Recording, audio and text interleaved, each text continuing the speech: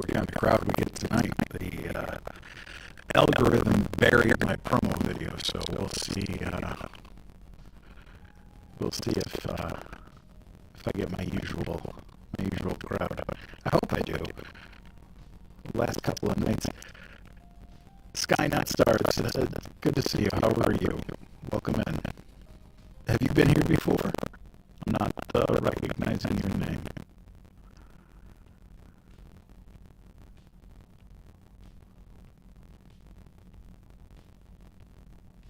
Oh, wonderful. I'm glad you're a returner. I love when I have repeat viewers. I just wish I could remember everybody's name. But alas, I am old. I can't remember my own name most times. Well, I am really glad that you have come back to join us again. Looks like we probably have one more weekend of The Borrowers after tonight.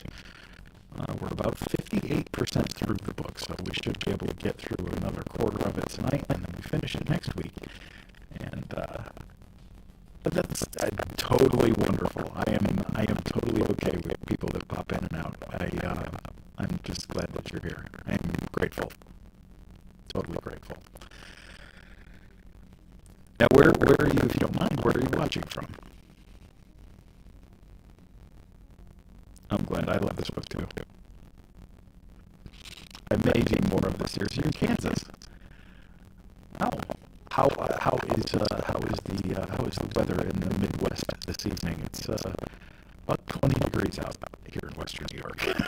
It's snowing. Winter is never going to leave. I'm convinced.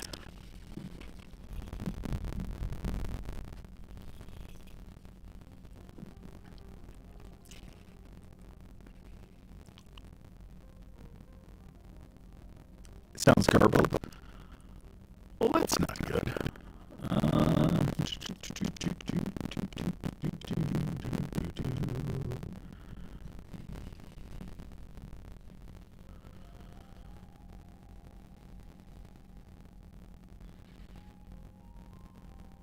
Okay. Well, I can apply my usual fix. Hang on one second.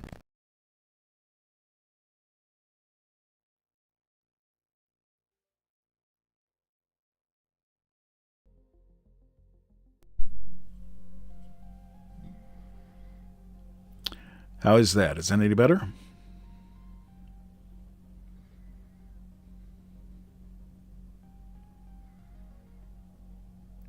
Awesome. Awesome.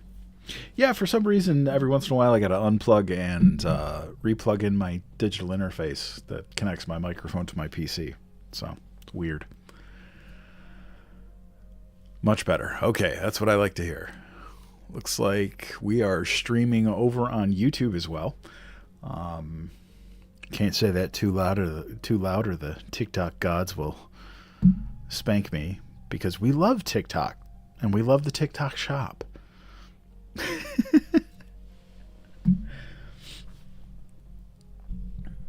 I am glad people are filtering in. Hey, now this is a family-friendly live. Come on now. You save that for Wednesday. Hey, Katie, how are you? Yes, we love the overlords. Thank you, D.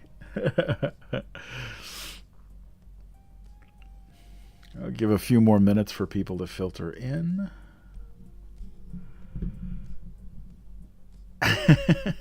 I'm glad you joined my fan club.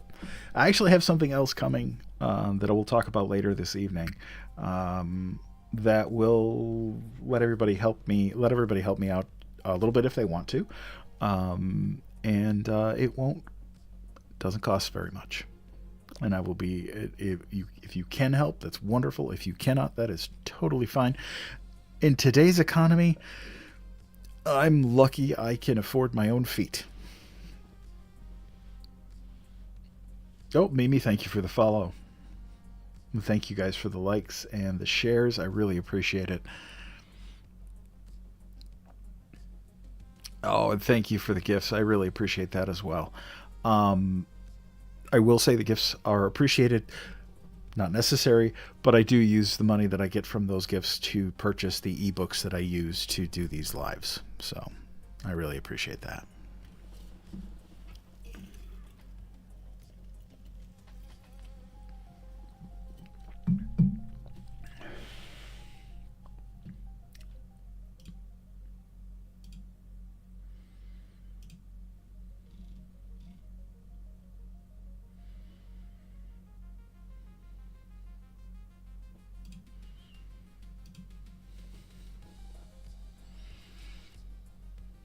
I appreciate you guys. Um, a couple more minutes here and we'll get started.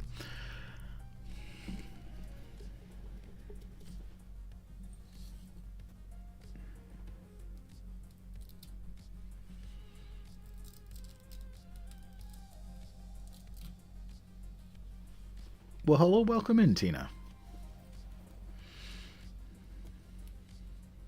Glad to have you with us this evening. If you are here and you would like to make yourself known, I love to talk to people while I can, while I'm on waiting for things to start, and while I'm on breaks. So the interaction is welcome. Um, yeah.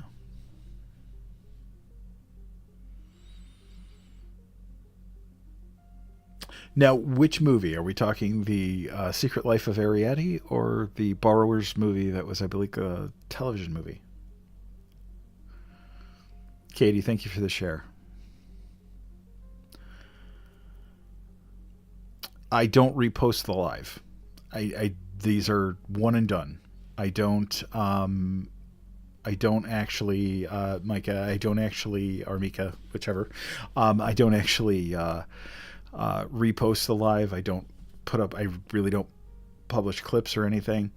And I I don't know why anybody would want to copyright me because of the fact that these are nobody ever listens to the full story, and it's not like I'm republishing it. It's more or less I'm in here just reading the story, and for any publishing companies that are listening, I have had several people go out and purchase the books that I read after I've read them. So, and that is one thing I am going to be looking to do is actually put up links to the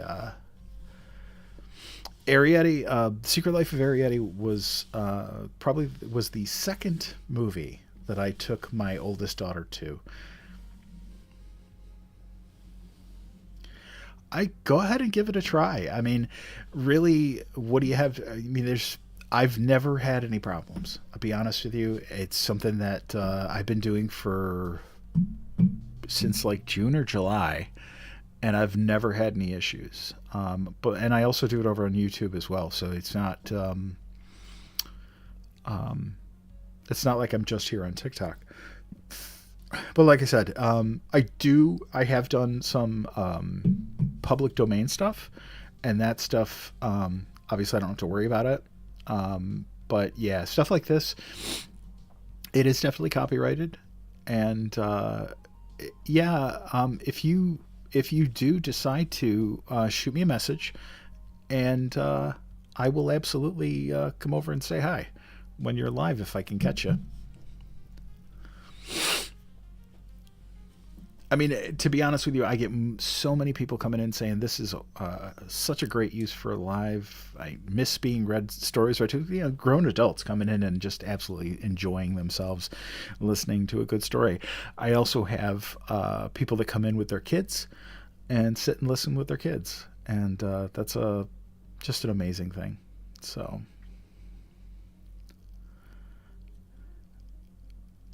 A D squared. It is a great book. I really enjoy. I actually love the whole series. Oh, Terry, that's a wonderful memory. I love hearing stuff like that. I I think every week I get at least two or three people that talk about how uh, someone they love reading the stories to them. So thank you for the follow.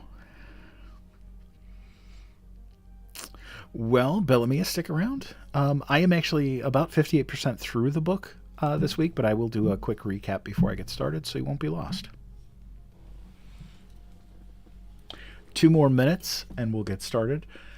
Wow, there are 46 of you. 46 of you. Yes, I am going to read this in about 2 minutes. I usually give it till about 9:15 for people to filter in, so there's plenty of people in here to hang out and listen. Chris, you're welcome, and thank you for the follow. I hope everybody's doing well this evening. And hello there over on the YouTubes. I can see your chat if you want to drop me a chat or a like. That's wonderful. Oh, Nissa, that means a lot to me. It really does, because I love hearing that these lives actually help people in some way. So yeah, I'm really glad that it helps you sleep. And I don't mind you falling asleep during my live. Please, if you're tired, go right ahead. Fall right to sleep. So for those of you just joining, and those of you that have not been here before, my name is Undead Papa. I am an professional audiobook narrator and voice actor, and I am just a storyteller at heart. And that's why I do this. I really enjoy it. Yeah, that's kind of a pain in the butt. I totally get you there. Hey, Sankey Girl over on YouTube. How are you? We're retired and welcome in. 2:14 a.m. here. Holy cow. 2:14. Where are you, Katie? You're in... Are you... I remember where you told me where you were last time, I think, and my brain is crap.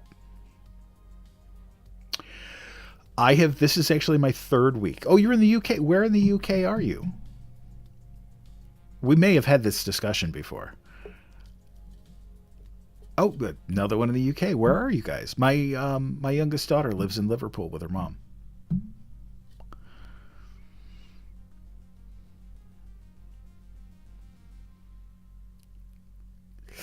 Well, retired Aaron, feel free to stick around.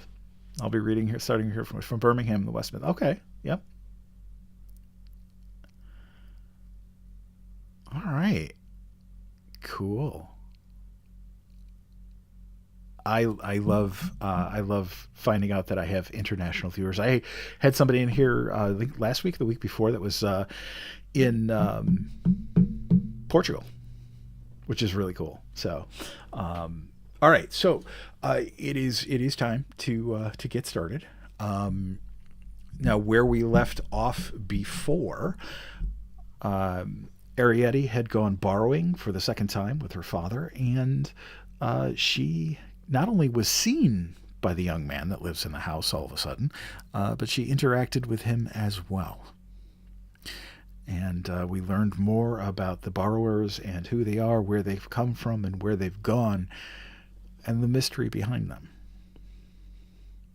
Now, for those of you that are just coming in or here for the first time, I do this every Sunday night, 9 p.m. Eastern Standard Time, for Sunday night bedtime stories. I love telling stories. That's kind of my thing, and it reminds me of when it's nostalgia for me too, because it reminds me of when I used to read stories to my kids.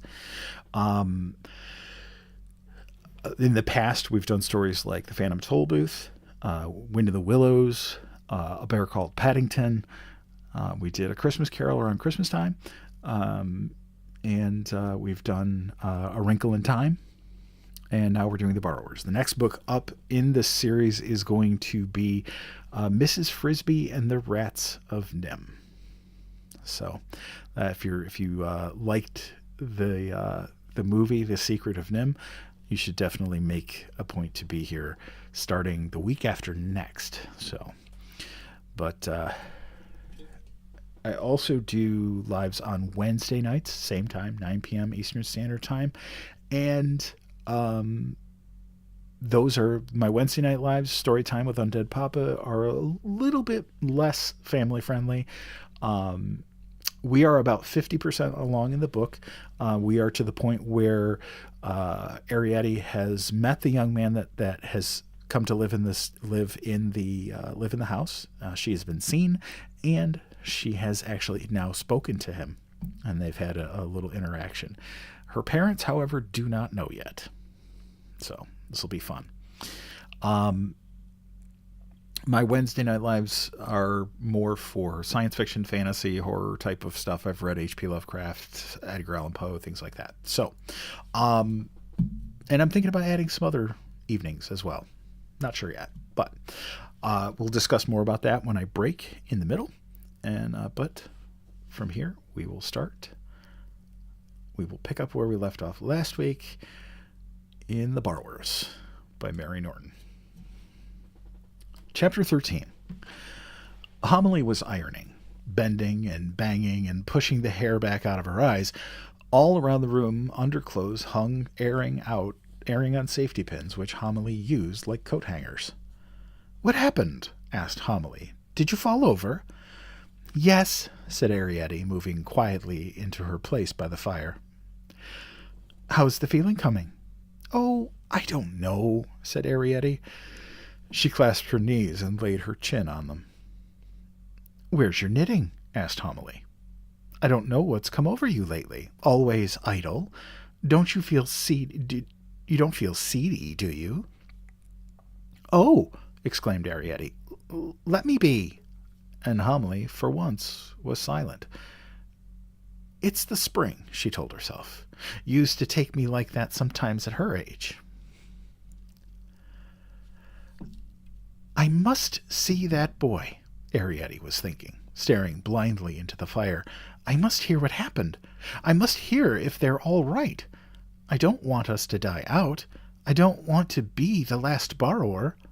I don't want—" And here Ariadne dropped her face onto her knees.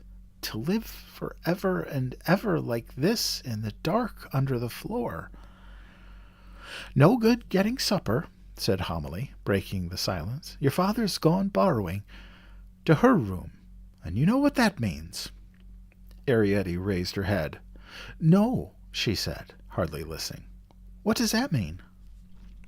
"That he won't be back," said Homily sharply, "for a good hour and a half. He likes it up there, gossiping with her and poking about on the dressing table. And it's safe enough once that boy's in bed. Not that there's anything we want special," she went on. "It's just these new shelves he made. They look kind of bare, he says. And he might, he says, just pick up a little something." Ariadne suddenly was sitting bolt upright. A thought had struck her, leaving her breathless and a little shaky at the knees. A good hour and a half, her mother had said, and the gates would be open. "Where are you going?" asked Homily as Ariadne moved toward the door. "Just along to the storerooms," said Ariadne, shading with one hand her candle dip from the draught. "I won't be long." "Now, don't you untidy anything," Homily called out after her. "And be careful of that light." As Ariadne went down the passage, she thought, "It is true. I am going to the storerooms to find another hat pin. And if I do find a hat pin and a piece of string, there won't be any name tape. I still won't be long because I'll have to get back before Papa. And I'm doing it for their sakes," she told herself doggedly. "And one day they'll thank me." All the same, she felt a little guilty. Artful. That's what Mrs. Driver would say she was. There was a hat pin, one with a bar for a top, and she tied on a piece of string very firmly, twisting it back and forth like a figure of eight, and as a crowning inspiration, she sealed it with sealing wax. The gates were open, and she left the candle in the middle of the passage where it would come to no harm, just below the hole by the clock. The great hall, when she had climbed out into it, was dim with shadows. A single gas jet turned low made a pool of light beside the locked front door, and another faintly flickered on the landing halfway up the stairs. The ceiling sprang away into height and darkness, and all around was space. The night nursery, she knew, was at the end of the upstairs passage, and the boy would be in bed. Her mother had just said so. Arrietty had watched her father use his pin on the chair, and single stairs in comparison were easier. There was a kind of rhythm to it after a while. A throw, a pull, a scramble, an upward swing. The stair rods glinted coldly, but the pile of the carpet seemed soft and warm and delicious to fall back on. On the half landing she paused to get her breath. She did not mind the semi-darkness. She lived in darkness. She was at home in it. And at a time like this, it made her feel safe. On the upper landing she saw an open door and a great square of golden light which, like a barrier, lay across the passage. "I've got to pass through that," Arrietty told herself, trying to be brave. Inside the lighted room a voice was talking, droning on. "And this mare," the voice said, "was a 5-year-old which really belonged to my brother in Ireland. Not my elder brother, but my younger brother, the one who owned Stale Mate and Oh My Darling. He had entered her for several point-to-points, but when I say several, I mean 3 or at least 2. Have you ever seen an Irish point-to-point?" "No," said the other voice, rather absent-mindedly. "That's my father," Arrietty realized with a start. "My father talking to Great-Aunt Sophie, or rather, Great-Aunt Sophie talking to my father." She gripped her pin with its loops of string and ran into the light and through it to the passage beyond. As she passed the open door, she had a glimpse of firelight and lamplight and gleaming furniture and dark red silk brocade. Beyond the square of light, the passage was dark again, and she could see at the far end a half-open door. "That's the day nursery," she thought, "and beyond that is the night nursery." "There are certain differences," Aunt Sophie's voice went on, "which would strike you at once. For instance," Arrietty liked the voice. It was comforting and steady, like the sound of the clock in the hall, and as she moved off the carpet onto the strip of polished floor beside the skirting board, she was interested to hear there were walls in Ireland instead of hedges. Here, by the skirting, she could run, and she loved running. Carpets were heavy-going, thick and clinging. They held you up. The boards were smooth and smelled of beeswax. She liked the smell. The schoolroom, when she reached it, was shrouded in dust sheets and full of junk. Here, too, a gas jet burned, turned low to a bluish flame. The floor was linoleum, rather worn, and the rugs were shabby. Under the table was a great cavern of darkness. She moved into it, feeling about, and bumped into a dusty hassock higher than her head. Coming out again into the half-light, she looked up and saw the corner cupboard with the doll's tea service, the painting above the fireplace, and the plush curtain where her father had been seen. Chair legs were everywhere, and chair seats obscured her view. She found her way among them to the door of the night nursery, and there she saw suddenly on a shadowed plateau, in the far corner, the boy in bed. She saw his great face turned toward her on the edge of the pillow. She saw the gaslight reflected in his open eyes. She saw his hand gripping the bedclothes, holding them tightly pressed against his mouth. She stopped moving and stood still. After a while, when she saw his fingers relax, she said softly, "Don't be frightened. It's me, Arietti." He let the bedclothes slide away from his mouth and said, "Whatty?" He seemed annoyed. "Etty," she repeated gently. "Did you take the letter?" He stared at her for a moment without speaking, and then said, "Why did you come creeping into my room?" "I didn't come creeping," said Arietti. "I even ran, didn't you see?" He was silent, staring at her with his great, wide-open eyes. "When I brought the book," he said at last, "you'd gone." "I had to go. Tea was ready. My father fetched me." He understood this. "Oh," he said matter-of-factly, and did not reproach her. "Did you take the letter?" she asked again. "Yes," he said. "I had to go back twice. I shoved it down the badger's hole." Suddenly he threw back the bedclothes and stood up in bed, enormous in his pale flannel nightshirt. It was Arietti's turn to be afraid. She half turned her eyes on his face and began backing slowly toward the door. But he did not look at her. He was feeling behind a picture on the wall. "Here it is," he said, sitting down again, and the bed creaked loudly. "But I don't want it back," exclaimed Arietti, coming forward again. "You should have left it there. Why did you bring it back?" He turned it over in his fingers. "He's written on it," he said. "Oh, please!" cried Arietti excitedly. "Show me!" She ran right up to the bed and tugged at the trailing sheet. "Then they are alive. Did you see them?" "No," he said. "The letter was there, just down the hole where I'd put it."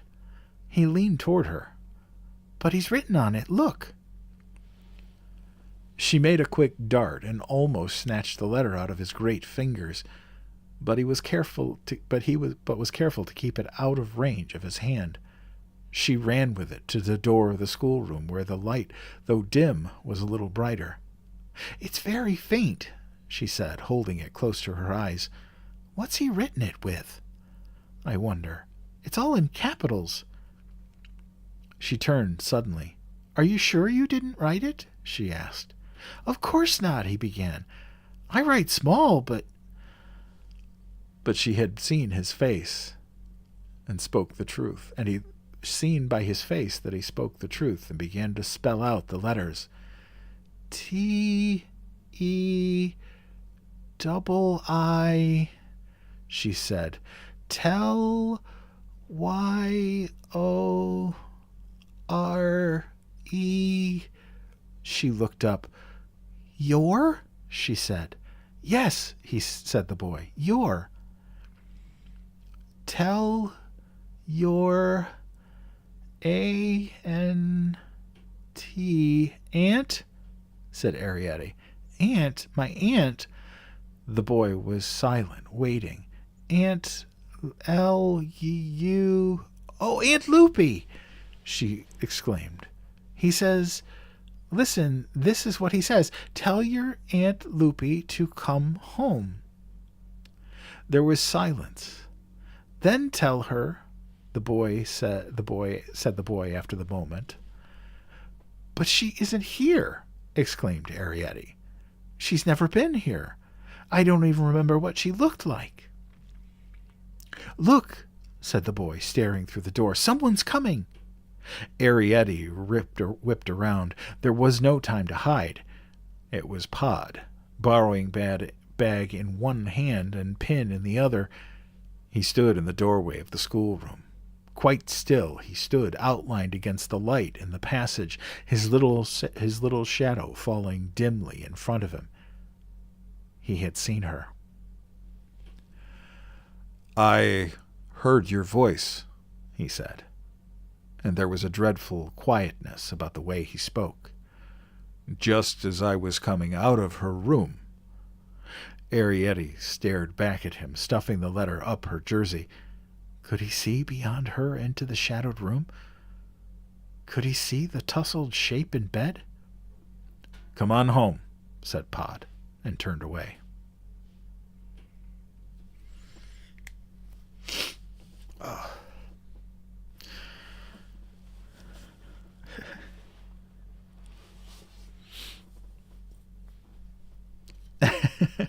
Well, get some milk and cookies and graham crackers and bundle up and read and listen. I'm glad you're enjoying.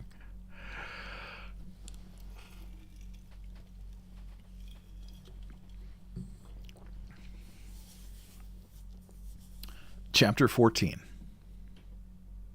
Pod did not speak until they had reached the sitting room, nor did he look at her.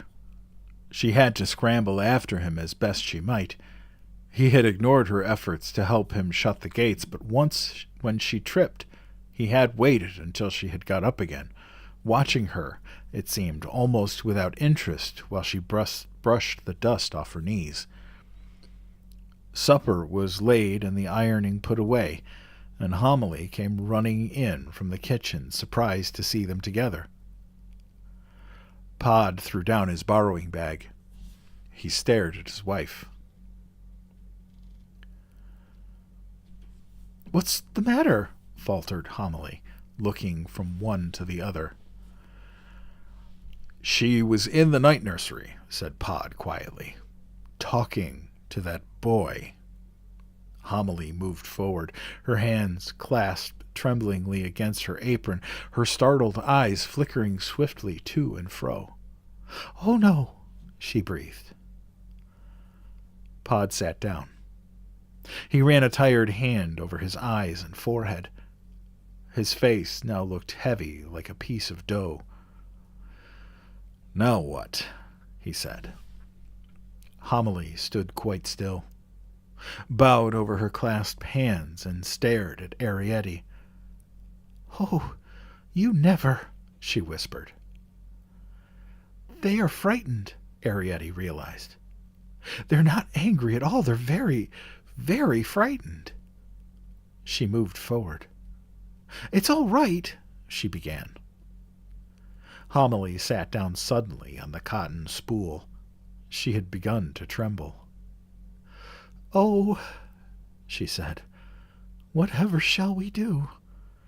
She began to rock herself very slightly to and fro. "Oh, Mother, don't," pleaded Arrietty. "It isn't so bad as that. It really isn't." She felt up the front of her jersey. At first she could not find the letter. It had slid round her side to the back. But at last she threw it out, very crumpled. "Look," she said, "here's a letter from Uncle Henry. I wrote to him, and the boy took the letter." "You wrote to him?" cried Homily in a kind of suppressed shriek. "Oh!" She moaned and closed her eyes. "Whatever next? Whatever shall we do?" And she fanned herself limply with her bony hand. "Get your mother a drink of water, Arrietty," said Pod sharply. Arrietty brought it in a sawed-off hazel shell. It had been sawed off at the pointed end and was shaped like a brandy glass. "But whatever made you do such a thing, Arrietty?" said Homily more calmly, setting the empty cup down on the table. "Whatever came over you?" So Arrietty told them about being seen that day under the cherry tree, and how she had kept it from them not to worry them, and what the boy said about dying out, and how more than important, how imperative it seemed to make sure the Hendrys were alive. "Do understand," pleaded Arrietty. "Please understand. I'm trying to save the race." "The expressions she uses," said Homily to Pod under her breath, not without pride. But Pod was not listening. "Save the race," he repeated grimly. "It's people like you, my girl, who do things sudden, like, with no respect for tradition, who'll finish us borrowers once for all. Don't you see what you've done?" Arrietty met his accusing eyes. "Yes," she said falteringly. I've got in touch with the only other ones still alive, so that," she went on bravely, "from now on, we can all stick together." "All stick together, Pod repeated angrily. Do you think Hendry's lot would ever come to live back here? Can you see your mother emigrating to a badger's set, 2 fields away, out in the open, and with no hot water laid on? Never! Cried Homily in full, rich voice, which made them both turn and look at her. Or do you see your mother walking across 2 fields and a garden, went on Pod, 2 fields full of crows and cows and horses and what? Not to take a cup of tea with your Aunt Lumpy, whom she never liked much anyway. But wait, he said, as Arrietty tried to speak, that's not the point. As far as all that goes, we're just where we was. The point, he went on, leaning forward and speaking with great solemnity, is this. That boy knows now where we live. Oh, no, said Arrietty. I've never told him that. You told him, interrupted Pod. About the kitchen pipe bursting. You told him all our stuff got washed away to the grating. He sat back again, glaring at her. He's only got to think, he pointed out. Arrietty was silent, and Pod went on. That's a thing that's never happened before. Never in the whole long history of the borrowers. Borrowers have been seen, yes. Borrowers have been caught, maybe. But no human being has ever known where any borrower lived. We are in very grave danger, Arrietty. And you put us there. And that's a fact. Oh, Pod, whimpered Homily, don't frighten the child. Nay, Homily, said Pod more gently. My poor old girl, I don't want to frighten no one, but this is serious. I suppose I said to you, pack up tonight. All our bits and pieces. Where would you go? Not to Hendry's, cried Homily. Not there, Pod. I could never share a kitchen with Loopy. No, agreed Pod, not to Hendry's. And don't you see for why? The boy knows about that, too. Oh, cried Homily in real dismay. Yes, said Pod. A couple of smart terriers or well-trained ferret, and that'd be the end of the lot. Oh, Pod, said Homily, and began again to tremble. The thought of living in a badger's set had been bad enough, but the thought of not having even that to go to seemed almost worse. And I dare say I could have got it nice in the end, she said, providing we lived quite separate. Well, it's no good thinking of it now, said Pod. He turned to Arrietty. What does your Uncle Hendry say in this letter? Yes, exclaimed Homily. Where's this letter? It doesn't say much, said Arrietty, passing over the paper. It just says, tell your Aunt Loopy to come home. What? Exclaimed Homily sharply, looking at the letter upside down. Come home? What can he mean? He means, said Pod, that Loopy must have set off to come here, and that she never arrived. Set off to come here, repeated Homily. But when? How should I know? Said Pod. It doesn't say when, said Arrietty.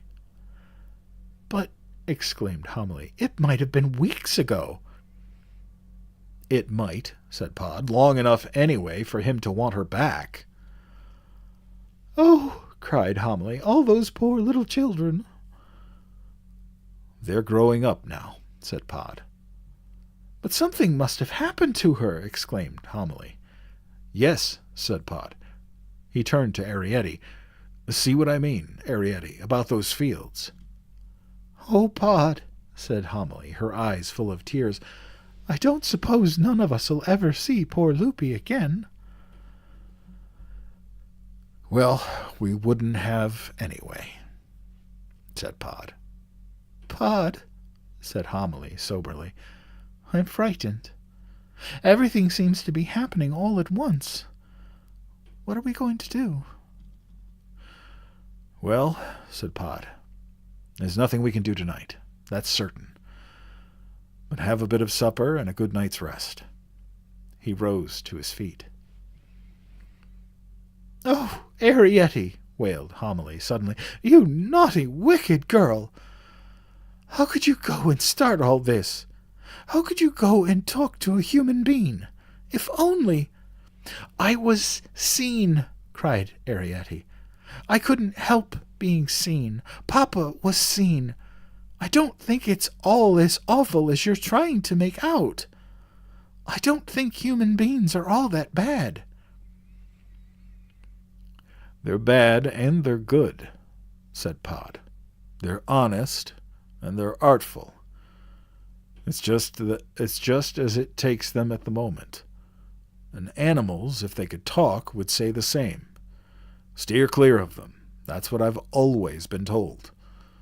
No matter what they promise you, no good never really came to no one from any human being.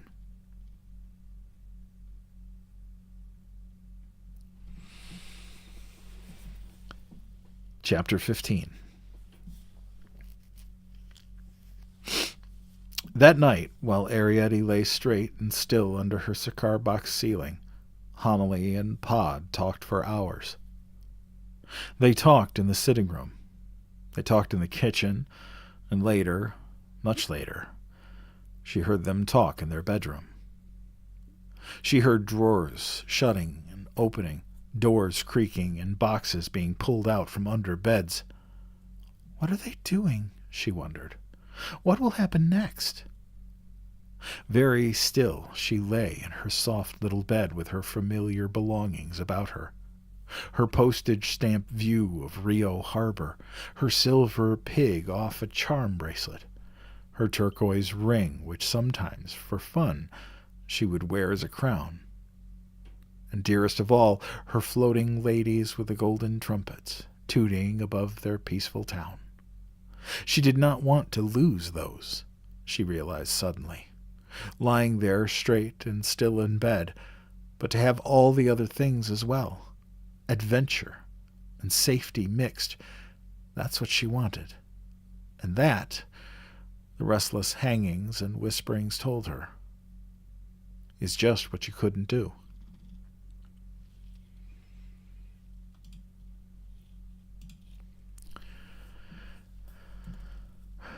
As it happened, Homily was only fidgeting, opening drawers and shutting them, unable to be still, and she ended up, when Pod was already in bed, by deciding to curl her hair.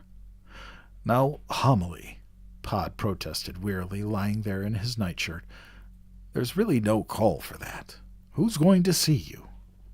That's just it, exclaimed Homily, searching in a drawer for her curl rags. In times like this, no one ever knows. I'm not going to be caught out, she said irritably, turning the drawer upside down and picking over the spilled contents, with me hair like this.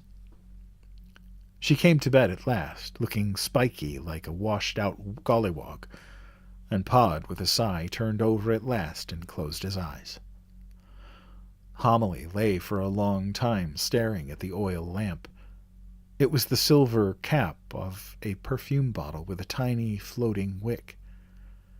She felt unwilling for some reason to blow it out. There were movements upstairs in the kitchen, and it was late for movements. The household should be asleep, and the lumpy curlers pressed uncomfortably against her neck. She gazed, just as Arrietty had done, about the familiar room. Too full, she realized, with little bags and boxes and makeshift cupboards, and thought, what now? Perhaps nothing will happen after all. The child perhaps is right, and we're making a good deal of fuss about nothing, very much. This boy, when all's said and done, is only a guest, perhaps, thought Homily. He'll go away again quite soon, and that, she told herself, will be that.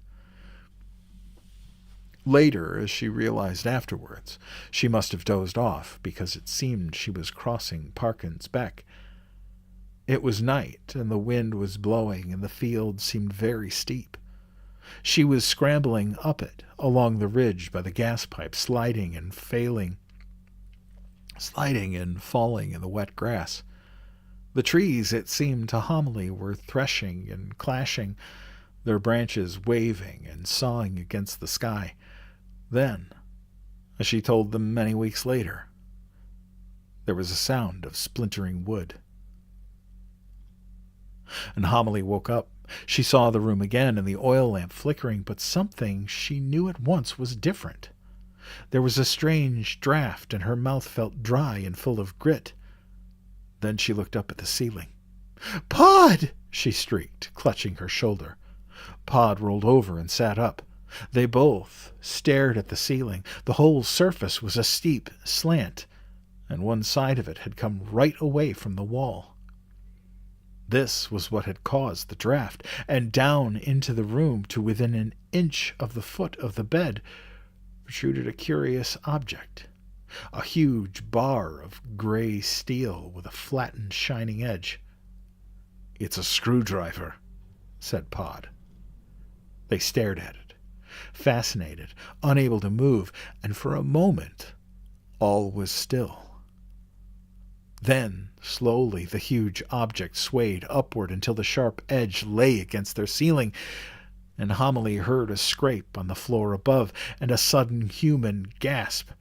"Oh, my knees!" cried Homily. "Oh, my feeling!" As with a splintering wrench, their whole roof flew off and fell down with a clatter somewhere out of sight. Homily screamed, but this time it was a real scream, loud and shrill and hearty.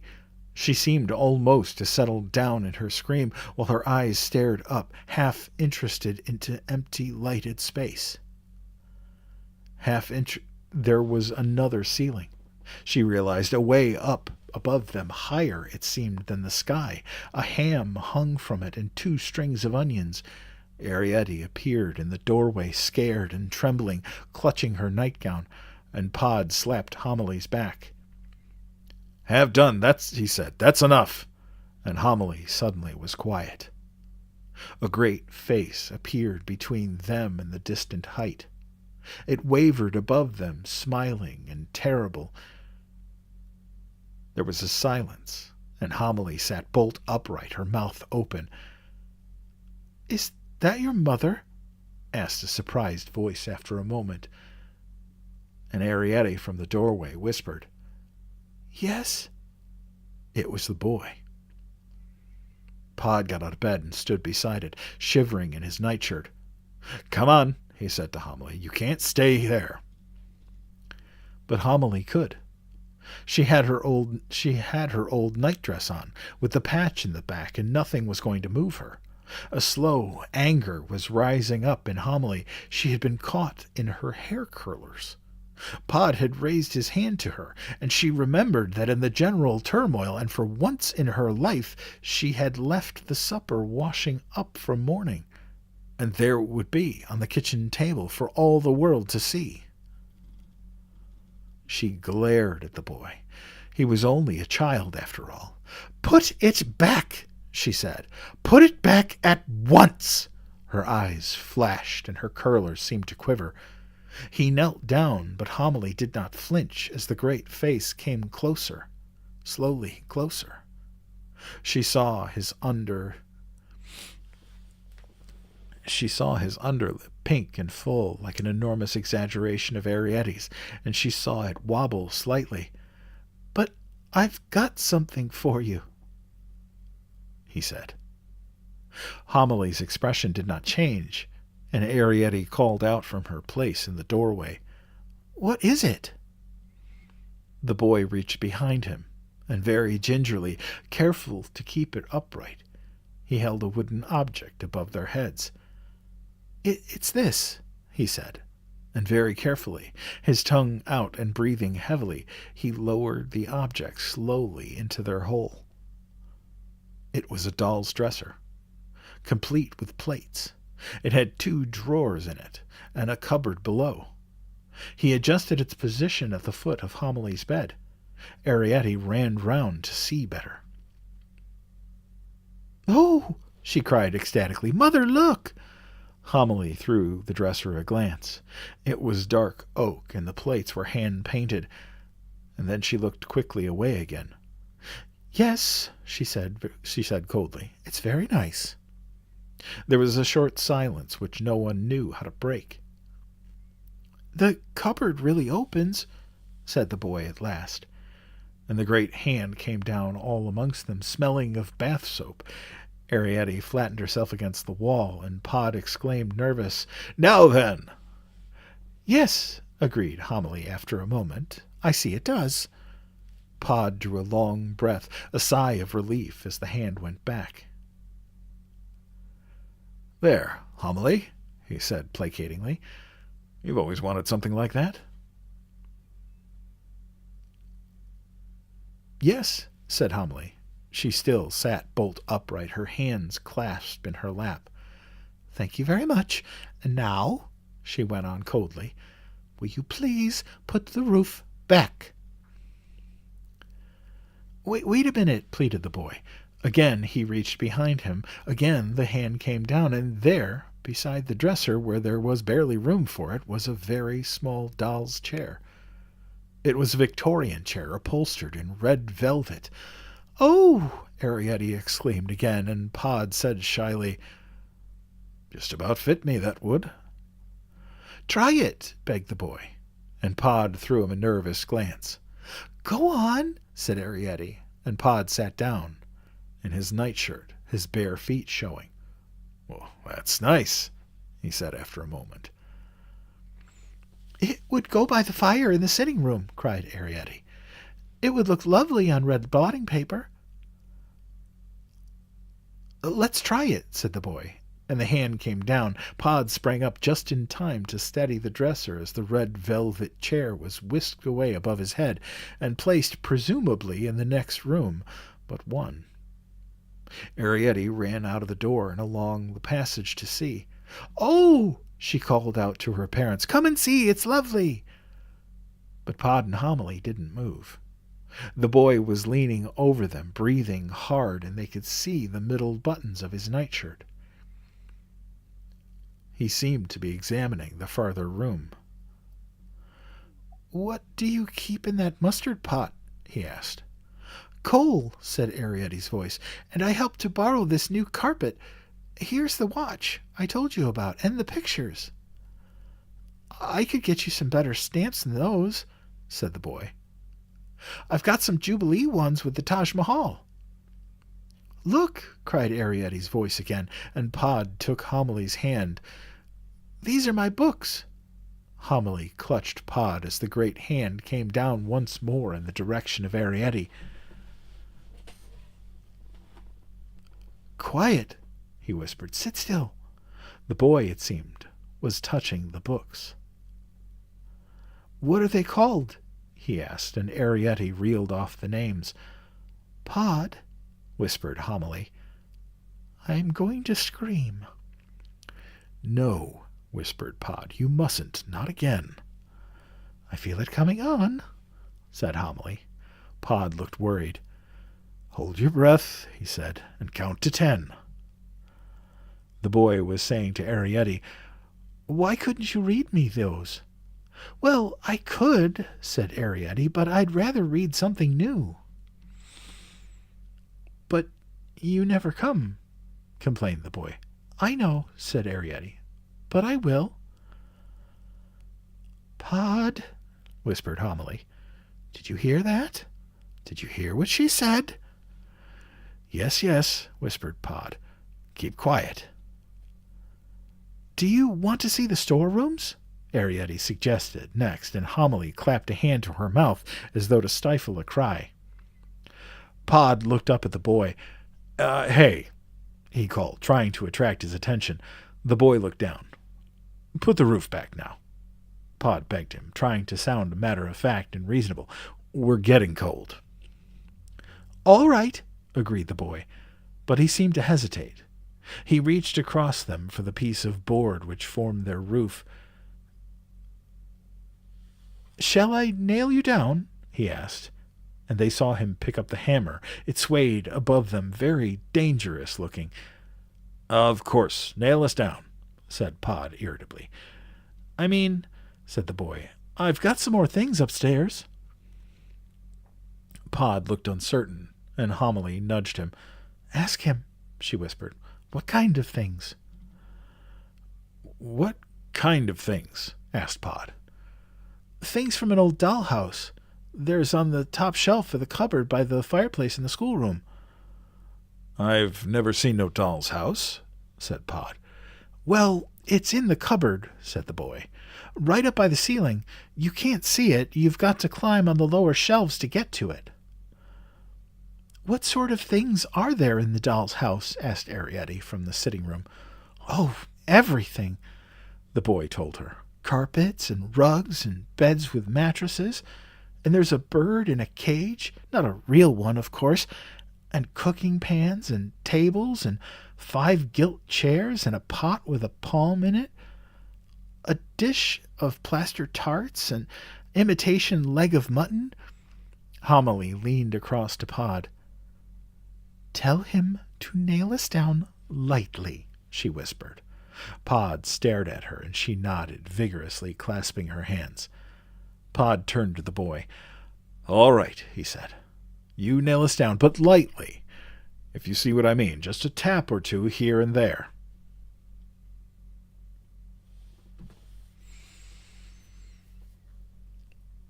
Well, hello, Liam. I am so glad you are here enjoying this story with us. Thank your mom for letting you listen. That's wonderful. Thank you. I love knowing. Hey, Leia, how are you? Candy Waldrop, welcome in. So we are up to chapter 16. We're about 77% through. Good evening, Sourduck. It was all right. Not as productive as I would have liked, but with the weather shifting around up here in Western New York, it's messing with my sinuses. So it's been kind of, but... Oh, you are very welcome. I love knowing that when kids are listening. It just makes my night. It makes me, because like I've said before, I loved reading to my kids when they were little, and now that they are 18 and 20, I don't get to read to them as much as I would like. We are at 10 o'clock, so hello, Biff. How are you? Welcome in. So for those of you that joined us between the beginning and now, just welcome in. If this is your first time here, my name is Undead Papa, and retired RN. I am glad you are sticking with us tonight. That really makes my day. Go Bills. Well, they went. They just didn't go far enough, which seems to be normal for them. Jessica. Anyway, I'm not much of a sports fan, so we are reading The Borrowers by Mary Norton. We're about 71% through the book. I don't think we're going to finish tonight, but that's okay. I do this every Sunday night, 9 p.m. Eastern Standard Time. Usually good for about a couple of hours until my voice gives out. Thank you, Biff. I appreciate that. And then I do another live on Wednesdays, which is more geared towards not family friendly. It's not, anything bad. It's just fantasy, horror, science fiction, stuff like that, where I read like Edgar Allan Poe and Isaac Asimov and stuff like that. This coming Wednesday, we'll be reading the second half of Algernon Blackwood's The Wendigo, which is a fantastic story. Joanne, I'm glad you're here. I'm glad you found us. Thank you. Yeah, I am a little stuffy today, but just powering through because I love doing these lives. So it's really fun. So, little bit of business, but not business, I guess. So, as most of you that have been here for a while with me know, that I have been unemployed since July, and I have been struggling to find work. As much as everybody thinks it should be easy to find an IT job, it hasn't been. The market is just saturated with guys just like me. And so it's been a little difficult. So I know it's wild, isn't it? So one thing that I have considered doing, and I've actually set it up, is to offer subscriptions. It's only $2.99 a month. What you get with that is really there will be subscriber only posts and some threads and things where we talk about what. Trust me, I've gone through this, all the state job websites and things. Oh, TikTok. I swear, TikTok, I am not a bot. I don't know why you have such a problem with me. Anyway, so if you go to my profile, you don't have to do that now. I'm actually going to be making a video about this, but there's basically the it's to help me keep the lights on. It's not, I went with the lowest tier I could get because I don't want this to be something that anyone feels like obligated or they feel bad that they want to or can't. If you can subscribe, wonderful. If you can't, that is totally fine too. I will never gatekeep these stories. These lives will always be free. And there will be no question about that. With the subscription, you do get some cool Undead Papa stickers that I made, and you'll help me be able to, one, continue to do these lives, and you'll be able to help me pick the next. One of the things I want to do is have you guys help me pick the next books to read. So if you're interested, there is a link on my profile to set up a subscription. Like I said, if you can, that's wonderful. I appreciate you. If you can't, that's okay too. And I still very much appreciate you. Because being here with me, it just makes these things worthwhile. And I love doing it. So, like I said, I'll be making a video. But like I said, if you do go to my profile and look, there's a link there for subscriptions. If you want to sign up, awesome. I will be eternally grateful. It'll help me be sustainable in the long run. Another thing you can do if you really are interested, thank you. There is the super fan option.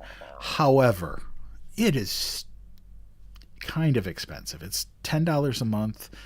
That's the only way I could do subscriber lives. Yeah, I'm just making up words now. Subscriber lives are super fan. They call them super fan lives now.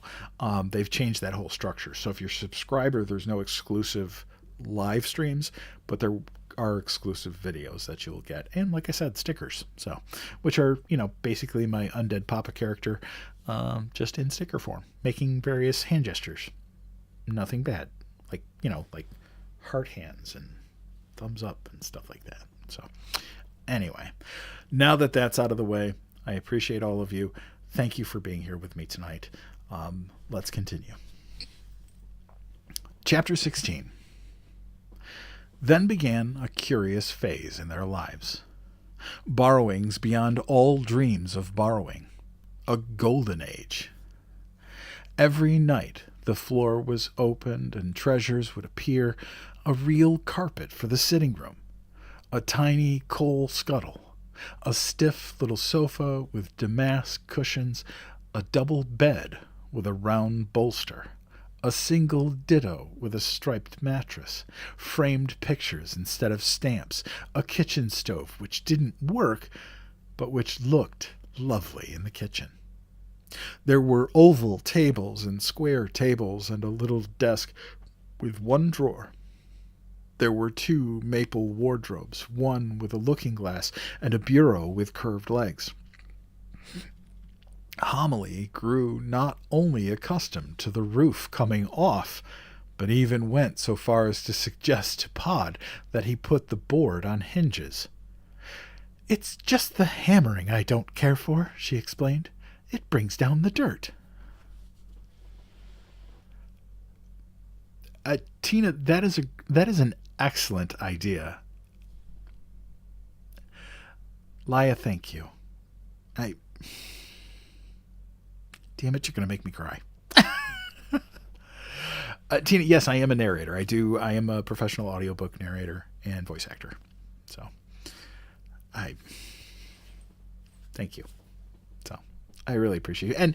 And Laia, thank you for displaying the stickers. The more subscribers I get, the more stickers there are. And they can be used, obviously, they can be used here in the lives. So, thank you. I really appreciate that. You've made my night. You really have. Thank you. So, yeah, no, a book club.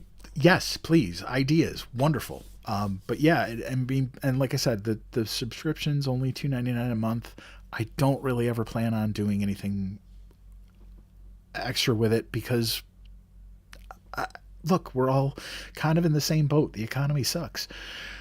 So I feel bad even asking, but I need to kind of monetize as much as I can to keep the lights on and keep being able to bring these stories to you guys. So I really appreciate it from bottom of my heart, my old 50-year-old grouchy heart.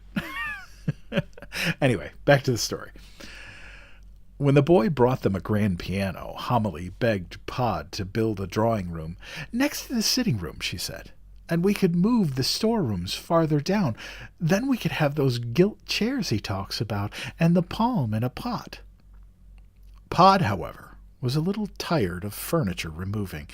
He was looking forward to the quiet evenings when he could doze at last beside the fire in his new red velvet chair. No sooner had he put a chest of drawers in one place when Homily, coming in and out at the door to get the effect, made him try it somewhere else. And every evening at about his usual bedtime, the roof would fly up and more stuff would arrive. But Homily was tireless, bright-eyed and pink-cheeked. After a long day's pushing and pulling, she still would leave nothing until morning. "Let's just try it," she would beg, lifting up one end of a large doll's sideboard so that Pod would have to lift the other. It won't take a minute, but as Pod well knew, in actual fact, it would be several hours before, disheveled and aching, they finally dropped into bed, even when Homily would sometimes hop out to have one last look. Also a perk of subscriptions, I don't know if it's a perk or not, but I will absolutely follow all of my subscribers if you care about that kind of thing. I tend to follow a lot of you anyway, especially if you're repeat viewers. In the meantime, in payment for these riches, Arrietty would read to the boy every afternoon in the long grass beyond the cherry tree. He would lie on his back, and she would stand beside his shoulder and tell him when to turn the page. They were happy days to look back on afterwards. With the blue sky beyond the cherry boughs, the grasses softly stirring, and the boy's great ear listening beside her. She grew to know that ear quite well, with its curves and shadows and sunlit pinks and golds. Sometimes, as she grew bolder, she would lean against his shoulder. She was very still when she read to him, always grateful. What worlds they would explore together. Strange worlds to Arrietty. She learned a lot, and some of the things she learned were hard to accept. She was made to realize once and for all that this earth on which they lived, turning about in space, did not revolve, as she had believed, for the sake of little people. Nor for the big people either, she reminded the boy when she saw his secret smile. In the cool of the evening, Pod would come for her, and a rather weary Pod, disheveled and dusty, to take her back for tea. And at home there would be an excited Homily and fresh delights to discover. "Shut your eyes," Homily would cry. "Now open them." And Arrietty, in a dream of joy, would see her home transformed. All kinds of surprises there were, even one day lace curtains at the grating looped up with pink string. Their only sadness was that there was no one to see. No visitors, no casual droppers in, no admiring cries and envious glances. What would Homily have not given for an overmantel or a harpsichord? Even a rain barrel would have been better than no one at all. "You write your Uncle Henry," Homily suggested, "and tell him. Nice long letter, mind, and don't leave anything out." Arrietty began the letter on the back of one of the discarded pieces of blotting paper, but it became, as she wrote it, just a dull list, far too long, like a sale catalogue or the inventory of a house to let. She would have to keep jumping up to count spoons or look up words in the dictionary, and after a while she laid it aside. There was so much else to do, so many new books to read, and so much now that she could talk of with the boy. "He's been ill," she told her mother and father. "He's been here for the quiet and country air, but soon he'll go back to India. Did you know," she asked the amazed Homily, "that the Arctic night lasts 6 months, and that the distance between the two poles is less than that between the extremities of a diameter drawn through the equator?" Yes, they were happy days, and all would have been well, as Pod said afterwards, if they had stuck to borrowing from the doll's house. No one in the human household seemed to remember it was there, and consequently nothing was missed. The drawing-room, however, could not help but be a temptation. It was so seldom used nowadays that there were so many knick-knack tables which had been out of Pod's reach, and the boy, of course, could turn the key in the glass doors of the cabinet. The silver violin he brought them first, and then the silver harp. It stood no higher than Pod's shoulder, and Pod restrung it with horsehair from the sofa in the morning-room. A musical conversation, that's what we could have," cried the exulting Homily, as Arrietty struck a tiny, tuneless note on a horsehair string. "If only," she went on fervently, clasping her hands, "your father would start on the drawing-room." She curled her hair nearly every evening nowadays. Since the house was more or less straight, she would occasionally change for dinner into a satin dress. It hung like a sack, but Homily called it Grecian. "We could use your painted ceiling," she explained to Arrietty, "and there are quite enough of those toy builders' bricks to make a parquet floor." "Parquet," she would say.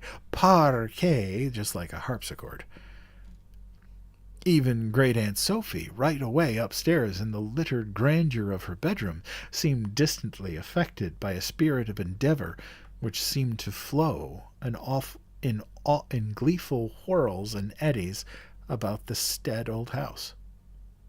Several times lately, Pod, when he went to her room, had found her out of bed. He went there nowadays not to borrow, but to rest. The room, one might almost say, had become his club, a place to which he could go to get away from things. Pod was a little irked by his riches. He had never visualized, not in his wildest dreams, borrowing such as this. Homily, he felt, should call a halt. Surely, now, then, home was grand enough.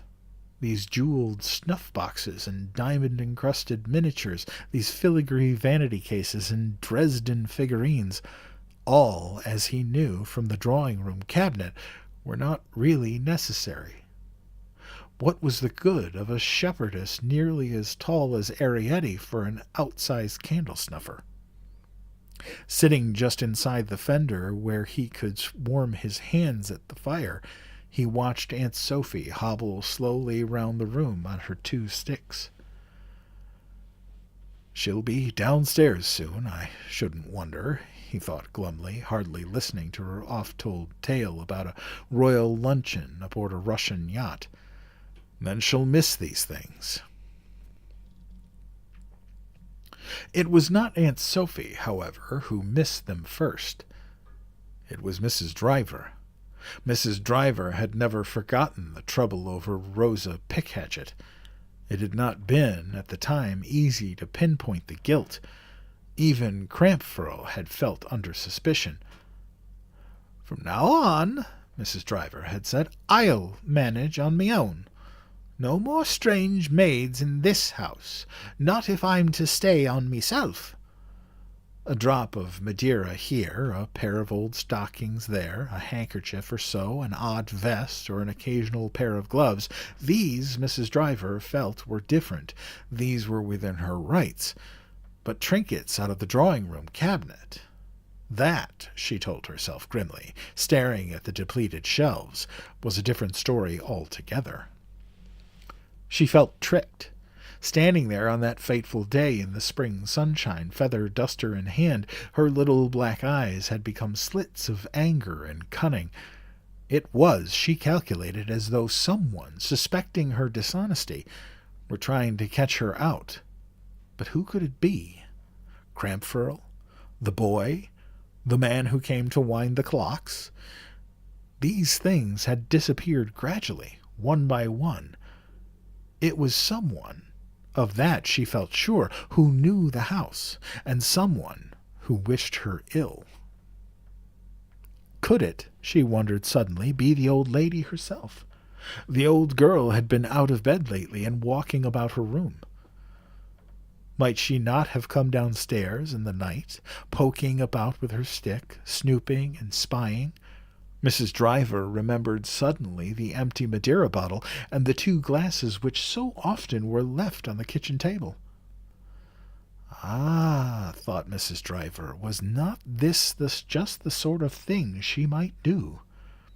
The sort of thing she would cackle over, back upstairs again among her pillows, watching and waiting for Mrs. Driver to report the loss. "Everything all right downstairs, Driver?" That's what she'd always say, and she would look at Mrs. Driver sideways out of those wicked old eyes of hers. "I wouldn't put it past her," Mrs. Driver exclaimed aloud, gripping her feather duster as though it were a club. "And a nice merry andrew she'd look if I caught her at it, creeping about the downstairs rooms in the middle of the night." "All right, my lady," muttered Mrs. Driver grimly. "Pry and potter all you want. 2 can play at that game." Chapter 17. Mrs. Driver was short with Crampfurl that evening. She would not sit down and drink with him as usual, but stumped about the kitchen, looking at him sideways every now and again out of the corner of her eyes. She seemed uneasy, as indeed he was. There was a kind of menace in her silence, a hidden something which no one could ignore. Even Aunt Sophie had felt it when Mrs. Driver brought up her wine. She heard it in the clink of the decanter against the glass as Mrs. Driver set down the tray, and in the rattle of the wooden rings as Mrs. Driver drew the curtains. It was in the tremble of the floorboards as Mrs. Driver crossed the room, and in the click of the latch as Mrs. Driver closed the door. "What's the matter now with her now?" Aunt Sophie wondered vaguely, as delicately, ungreedily as she poured the first glass. The boy had felt it too. From the way Mrs. Driver had stared at him as he hunched in the bath, from the way she soaped the sponge, and the way she said, "And now?" She had scrubbed him slowly, with a careful, angry steadiness, and all through the bathing time she did not say a word. When he was in bed, she had gone through all his things, peering into cupboards and opening his drawers. She had pulled his suitcase out from under the wardrobe and found his dear dead mole and his hoard of sugar lumps and her best potato knife. But even then she had not spoken. She had thrown the mole into the wastepaper basket and had made angry noises with her tongue. She pocketed the potato knife and all the sugar lumps. She had stared at him a moment before she turned the gas low. A strange stare had been more puzzling than accusing. Mrs. Driver slept above the scullery. She had her own back stairs. That night she did not undress.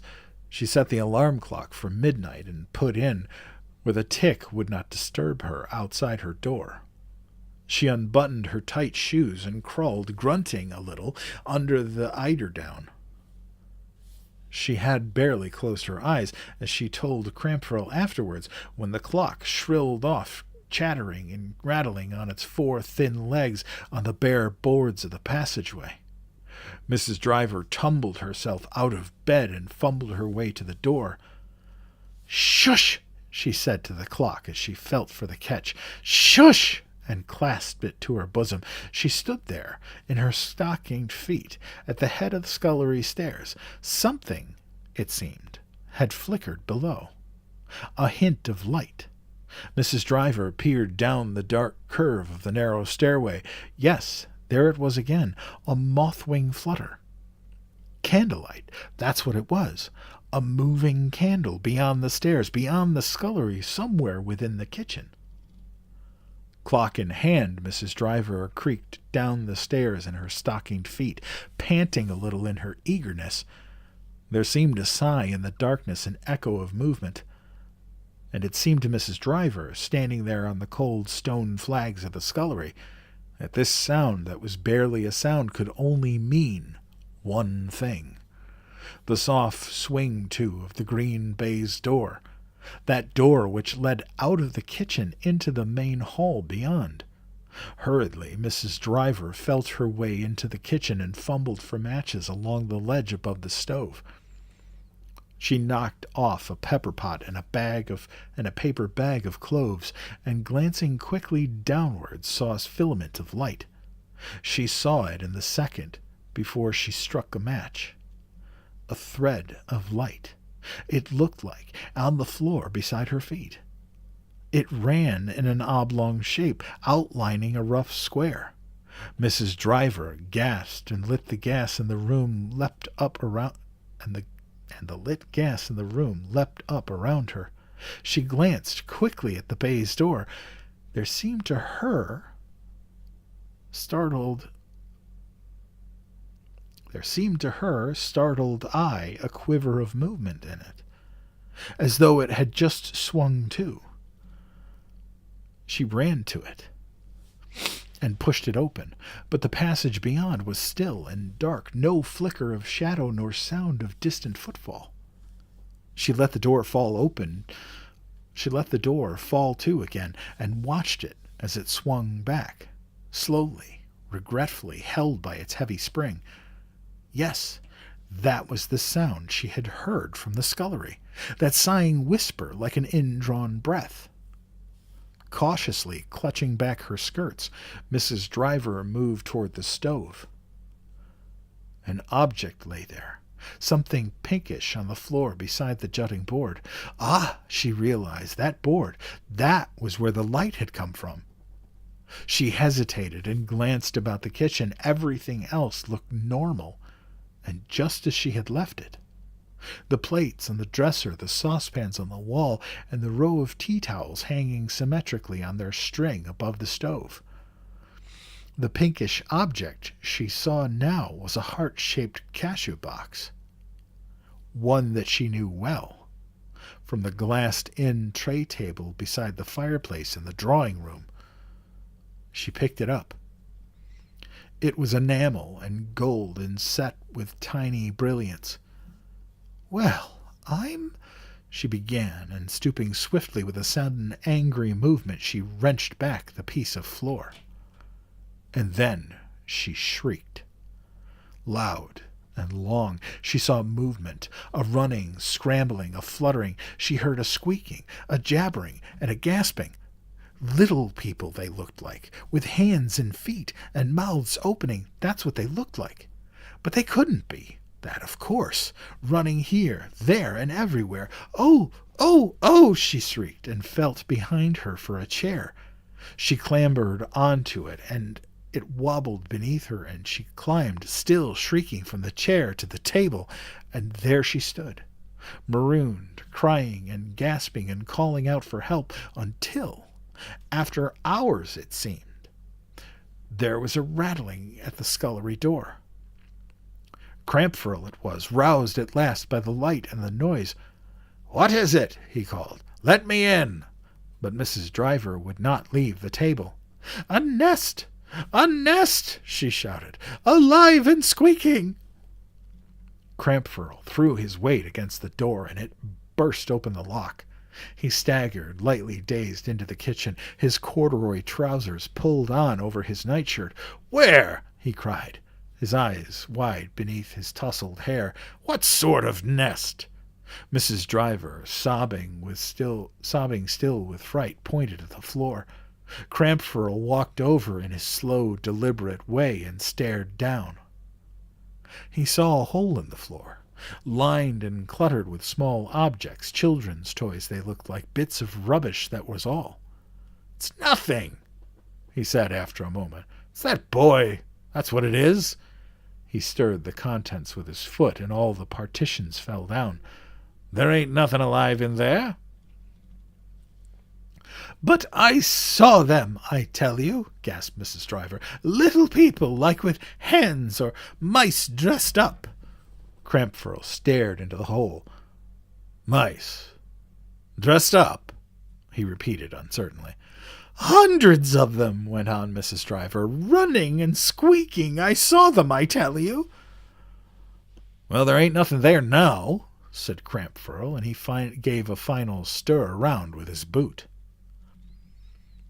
"Then they've run away," she cried, "under the floor, up inside the walls. The place is alive with them." "Well," said Crampfurl solidly, "maybe, but if you ask me, I think it's that boy, where he hides things." His eye brightened, and he went down on one knee. "Where he's got the ferret, I shouldn't wonder." "Listen!" cried Mrs. Driver, and there was a despairing note in her voice. "You've got to listen. This wasn't no boy, and it wasn't no ferret." She reached for the back of the chair and lowered herself clumsily onto the floor. She came beside him to the edge of the hole. "They had hands and faces, I tell you. Look," she said, pointing. "See that? It's a bed. And now I come to think of it, one of 'em was in it." "Now you come to think of it." "Yes," went on Mrs. Driver firmly. "And there's something else I come to think of, remembering that girl, Rosa Pickhatchet." "The one that was simple?" "Well, simple or not, she saw one on the drawing-room mantelpiece with a beard." "One what?" asked Crampfurl. Mrs. Driver glared at him. "What I've been telling you about. One of these—" "Mice dressed up," said Crampfurl. "Not mice," Mrs. Driver almost shouted. "Mice don't have beards." "But you said—" began Crampfurl. "Yes, I know what I said. Not that these had beards. But what would you call them? What could they be but mice?" "Not so loud," whispered Crampfurl. "You'll wake the house up."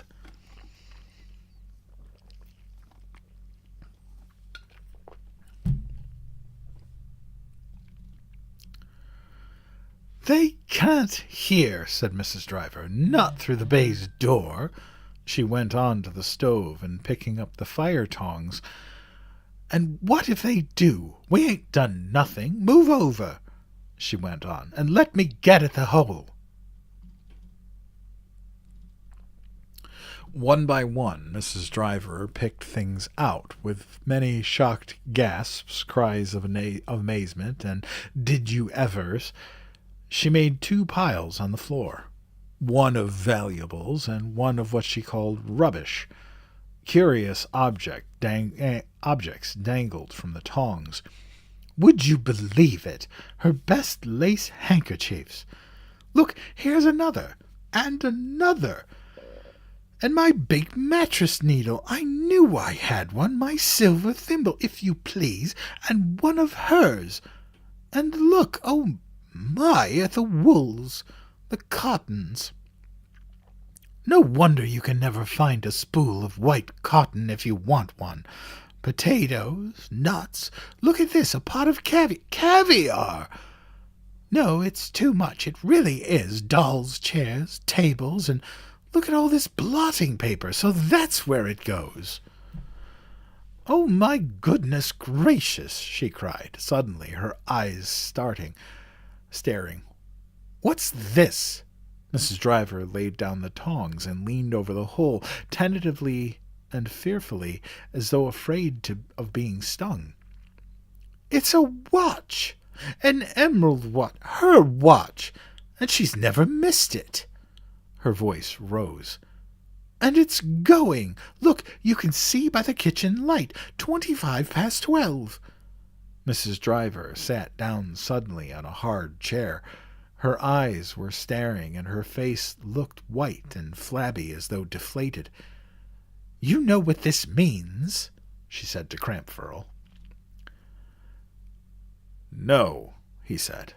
The police, said Mrs. Driver. That's what this means. A case for the police. Chapter 18. The boy lay trembling a little. Beneath the bedclothes, the screwdriver was under his mattress. He had heard the alarm clock. He had heard Mrs. Driver exclaim on the stairs, and he had run.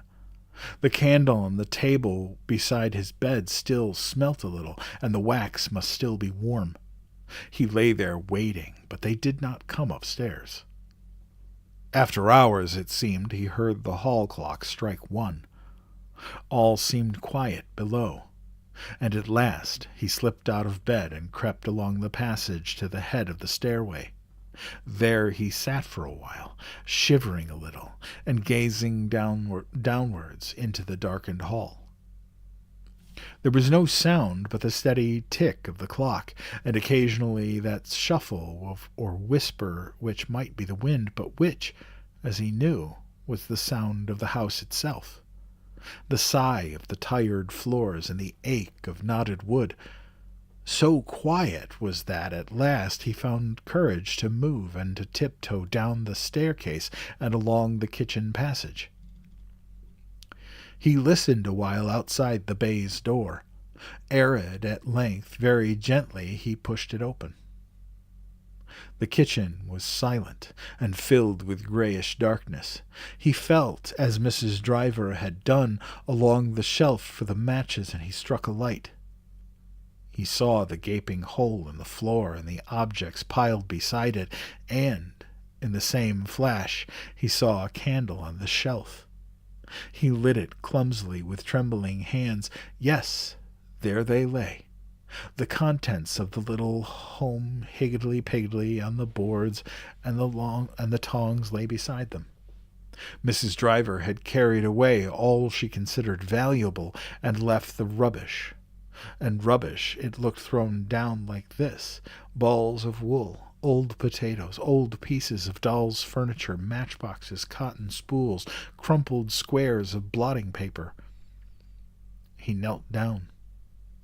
The house itself was a shambles, partitions fallen, earth floors revealed, where Pod had dug down to give greater height to the rooms. Matchsticks, an old cogwheel, onion skins, scattered bottle tops. The boy stared, blinking his eyelids and tilting the candle so that the grease ran hot in his hand. Then he got up from his knees. Crossing the kitchen on tiptoe, he closed the scullery door. He came back to the hole. Leaning down, he called softly, "Arrietty? Arrietty?" After a while he called again. Something else fell hot on his hand. It was a tear from his eye. Angrily he brushed it away, and leaning farther into the hole, he called once more. "Pod?" he whispered. "Homily?" They appeared so quietly that at first, in the wavering light of the candle, he did not see them. Silent they stood, looking up at him with scared, white faces from what had been the passage outside the storerooms.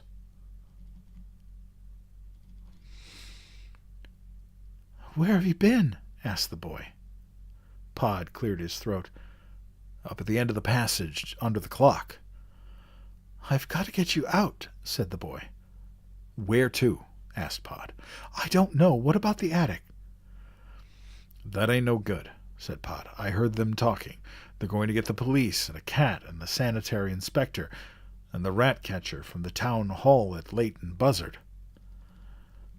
They were all silent. Little eyes stared at big eyes. There won't be nowhere in the house that's safe, Pod said at last, and no one moved. What about the doll's house on the top of the shelf in the schoolroom? He suggested the boy. Even a cat can't get there. Homily gave a little moan of assent. Yes, she said, the doll's house. No, said Pod in the same expressionless voice, you can't live on a shelf. Maybe the cat can't get up, but no more can't you get down. You're stuck. You got to have water. I'd bring you water, said the boy. And there are beds and things. He touched the pile of rubbish. No, said Pod. The shelf ain't no good. Besides, you'll be going soon, or so they say. Oh, Pod, pleaded Homily in a husky whisper. There's stairs in the doll's house, and 2 bedrooms, and a dining room, and a kitchen, and a bathroom, she said. But it's up by the ceiling, Pod explained wearily. You've got to eat, haven't you? He asked. And drink. Yes, Pod, I know, but... There ain't no buts, said Pod. He drew a long breath. We got to emigrate, he said. Oh, moaned Homily softly, and Arrietty began to cry.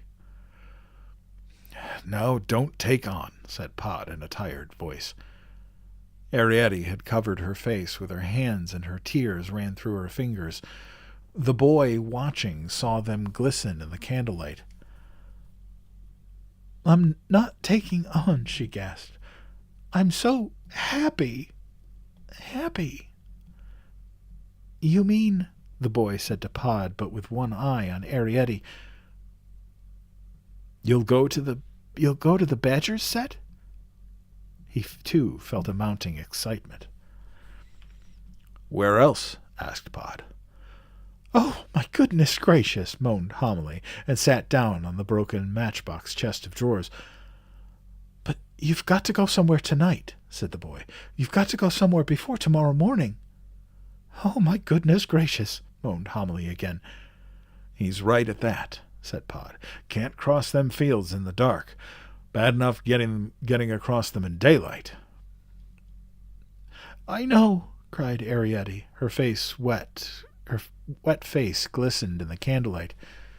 It was alight and tremulous, and she raised her arms a little as though about to fly, and she swayed as she balanced on her toe-tips. Let's go to the doll's house just for tonight, and tomorrow... She closed her eyes against the brightness of the vision. Tomorrow the boy will take us. Take us. And she could not say where. Take us? Cried Homily in a strange, hollow voice. How? In his pockets, chanted Arrietty. Won't you? Again she swayed with lighted, upturned face. Yes, he said, and bring the luggage up afterwards in a fish basket. Oh, my goodness, moaned Homily. I'll pick all the furniture out of this pile here, or most of it. They'll hardly notice, and anything else you want. Tea, murmured Homily. Enough for our lifetimes. All right, said the boy. I'll get a pound of tea, and coffee, too, if you like, and cooking pots and matches. You'll be all right, he said. But what do they eat? Wailed Homily. Caterpillars? Now, Homily, said Pod, don't be foolish. Loopy was always a good manager. But Loopy isn't there, said Homily. Berries. Do they eat berries?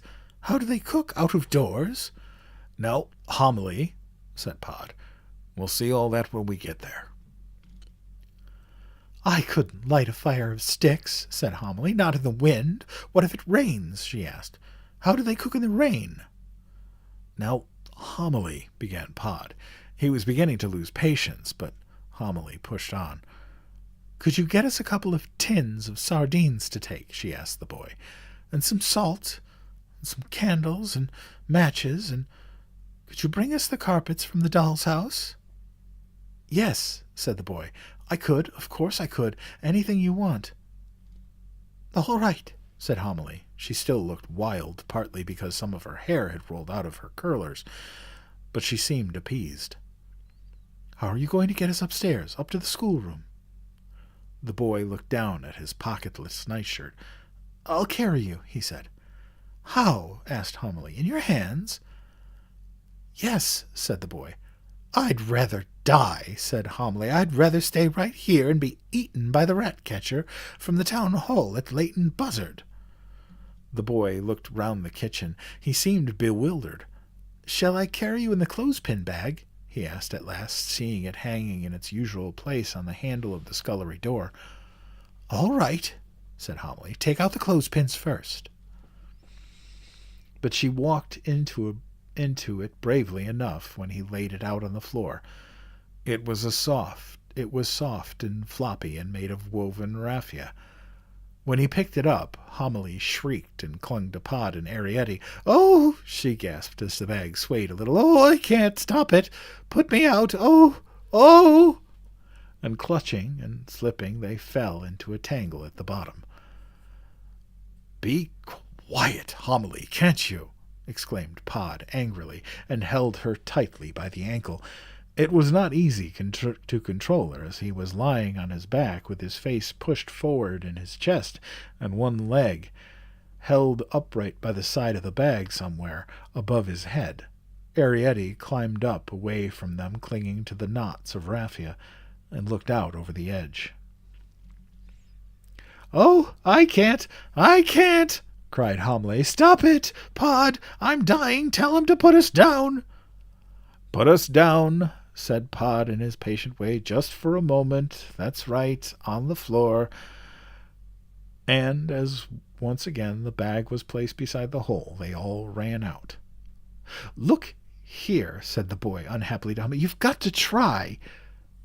She'll try all right, said Pod. Give her a breather and take it slower, if you see what I mean.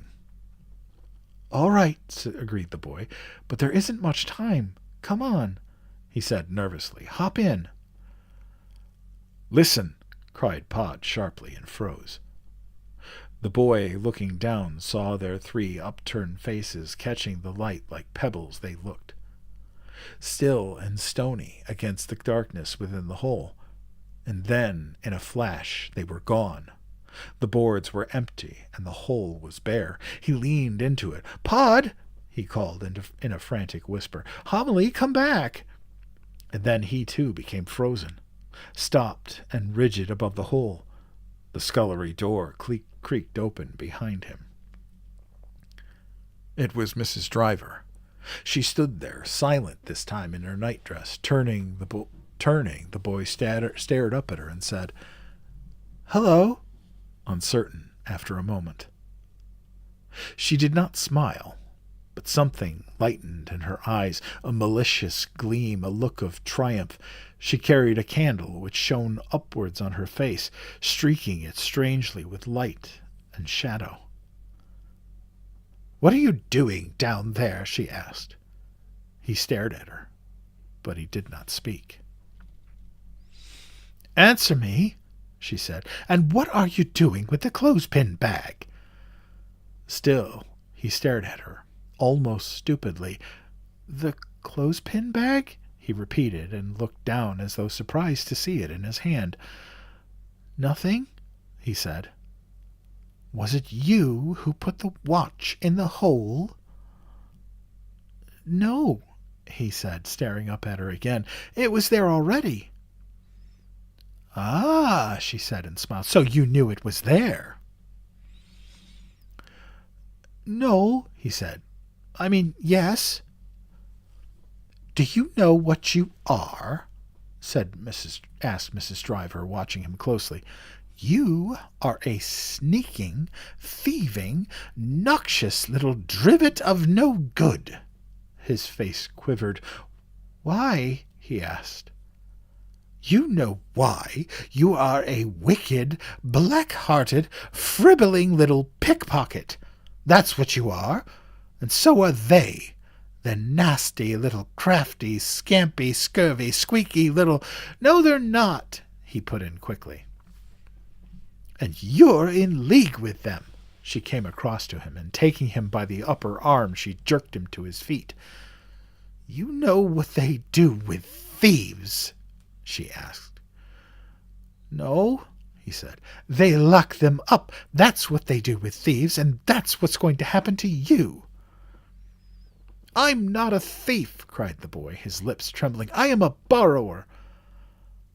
A what? She swung him round by tightening the grip on his arm. A borrower, he repeated. There were tears on his eyelids. He hoped they would not fall. So that's what you call it, she exclaimed, as he had done so long ago, it seemed now, that day with Arrietty. That's their name, he said. The kind of people they are. They're borrowers. Borrowers, eh? Repeated Mrs. Driver wonderingly. She laughed. Well, they've done all the borrowing they're ever going to do in this house. She began to drag him toward the door. The tears spilled over his eyes and ran down his cheeks. Don't hurt them, he begged. I'll move them. I promise. I know how. Mrs. Driver laughed again and pushed him roughly through the green baize door. They'll be moved all right, she said. Don't worry. The rat-catcher will know how. Crampfurl's old cat will know how. So will the sanitary inspector, and the fire brigade, if need be. The police'll know how. I shouldn't wonder. No need to worry about moving them. Once you've found the nest, she went on, dropping her voice to a vicious whisper as they passed Aunt Sophie's door, the rest is easy. She pushed him into the schoolroom and locked the door, and he heard the boards of the passage creak beneath her tread as, satisfied, she moved away. He crept into bed then, because he was cold, and cried his heart out under the blankets.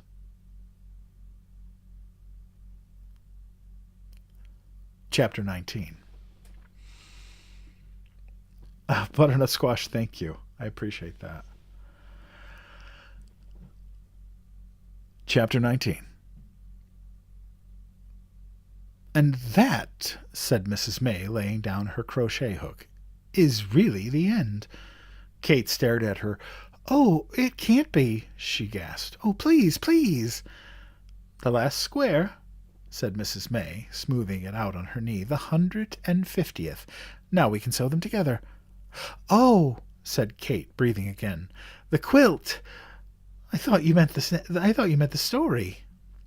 It's the end of the story, too, said Mrs. May absently. Or the beginning. He never saw them again. And she began to sort out the squares. But, stammered Kate, you can't. I mean, it's not fair, she cried. It's cheating. It's... Tears sprang to her eyes. She threw her work down on the table and her crochet hook after it, and she kicked the bag of wools which lay beside her on the carpet. Why, Kate, why? Miss May looked genuinely surprised. Something more must have happened, cried Kate angrily. What about the rat-catcher and the policeman and the... But something more did happen, said Mrs. May. A lot more happened. I'm going to tell you. Then why did you say it was the end? Because, said Mrs. May, she still looked surprised, he never saw them again. Then how can there be more? Because, said Mrs. May, there is more, a lot more. Kate glared at her. All right, she said, go on. Mrs. May looked back at her. Kate, she said after a moment, stories never really end. They can go on and on and on. It's just that sometimes, at a certain point, one stops telling them. But not at this kind of point, said Kate. Well, thread your needle, said Mrs. May, with gray wool this time, and we'll sew these squares together. I'll start at the top, and you can start at the bottom. First a gray square, then an emerald, then a pink, and so on." "Then you didn't really mean it?" said Kate irritably, trying to push the folded wool through the narrow eye of the needle, "when you said he never saw them again."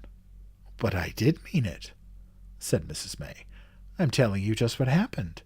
He had to leave suddenly at the end of the week, because there was a boat for India and a family who could take him, and for the 3 days before he left they kept him locked up in those 2 rooms." "For 3 days!" exclaimed Kate. "Yes. Mrs. Driver, it seemed, told Aunt Sophie that she had a cold. That he had a cold. She was determined, you see, to keep him out of the way until she got rid of the borrowers." "And did she?" asked Kate. "I mean, did they all come? The policeman and the rat-catcher and the sanitary inspector didn't come, at least, not while my brother was there, and they didn't have the rat-catcher from the town hall, but they had the local man. The policeman came." Mrs. May laughed. "During those 3 days Mrs. Driver used to give my brother a running commentary on what was going on below. She loved to grumble at my brother, rendered harmless and shut away upstairs, became a kind of neutral. She used to bring his meals up, and on the first morning she brought all the doll's furniture up on the breakfast tray and made my brother climb to the shelves and put it back in the doll's house. It was then she told him about the policeman. Furious, he said she was." "Why?" asked Kate. "Because the policeman turned out to be Nellie Runacre's son Ernie, a boy Mrs. Driver had chased many a time for stealing russet apples from the tree by the gate. A nasty, thieving, good-for-nothing drivet of no good, she told my brother. Sitting down there he is now in the kitchen, large as life, with his notebook out, laughing fit to bust. 21, he says he is now, and as cheeky as you make them." "And was he?" asked Kate, round-eyed, "a drivet of no good?" "Of course not, any more than my brother was. Ernie Runacre was a fine, upstanding young man, and a credit to the police force. And he did not actually laugh at Mrs. Driver when she told him her story, but he gave her what Crampfurl spoke of afterwards as an old-fashioned look, when she described homily in bed. 'Take more water with it seemed to say." "More water with what?" asked Kate. The fine old pale Madeira, I suppose," said Mrs. May. And Great-Aunt Sophie had the same suspicion. She was furious when she heard that Mrs. Driver had seen several little people, when she herself, on a full decanter, had only risen to 1, or at most 2. Crampfurl had to bring all the Madeira up from the cellar and stack the cases against the wall in a corner of Aunt Sophie's bedroom, where, as she said, she could keep an eye on it. "Did they get a cat?" asked Kate. "Yes, they did. But that wasn't much of a success, either. It was Crampfurl's cat, a large yellow, torn with white streaks in it. According to Mrs. Driver, it had only 2 ideas in its head: to get out of the house or into the larder. Talk of borrowers, Mrs. Driver would say as she slammed down the fish pie for my brother's luncheon. That cat's a borrower if there ever was one. Borrowed the fish, that cat did, and a good half-bowl of egg sauce. But the cat wasn't there for long. The first thing the rat-catcher's terriers did was to chase it out of the house. There was a dreadful set to, my brother said. They chased it everywhere, upstairs and downstairs, and out all the rooms, barking their heads off. The last glimpse my brother had of the cat was streaking away through the spinney across the fields with the terriers after it." "Did they catch it?" "No," Mrs. May laughed. "It was still there when I went a year later, a little morose, but fit as a fiddle." "Tell me about when you went." "Oh, I wasn't there long," said Mrs. May, rather hastily. "And after that the house was sold. My brother never went back." Kate stared at her suspiciously, pressing her needle against the center of her lower lip. "So they never caught the little people," she said at last. Mrs. May's eyes flicked away. "No, they never actually caught them, but," she hesitated, "as far as my poor brother was concerned, what they did do seemed even worse." "What did they do?" Mrs. May laid down her work and stared for a moment, thoughtfully, at her idle hands. "I hated the rat-catcher," she said suddenly. "Why? Did you know him?" "Everybody knew him. He was a walleye, and his name was Rich William. He was also the pig-killer, and, well, he did other things as well. He had a gun, a hatchet, a spade, a pickaxe, and a contraption with bellows for smoking things out.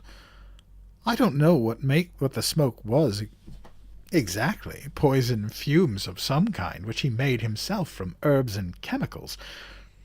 I only remember the smell of it. It hung round the barns or wherever he'd been. You can imagine what my brother felt on that third day, the day he was leaving, when suddenly he smelled that smell. He was all dressed and ready to go. The bags were packed and down the hole. Mrs. Driver came and unlocked the door and took him down the passage to Aunt Sophie. He stood there, stiff and pale, in gloves and overcoat beside the curtained bed. "Seasick already?" Aunt Sophie mocked him, peering down at him over the edge of the great mattress.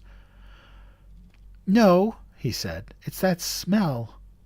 Aunt Sophie lifted her nose. She sniffed. "What smell is it, Driver?"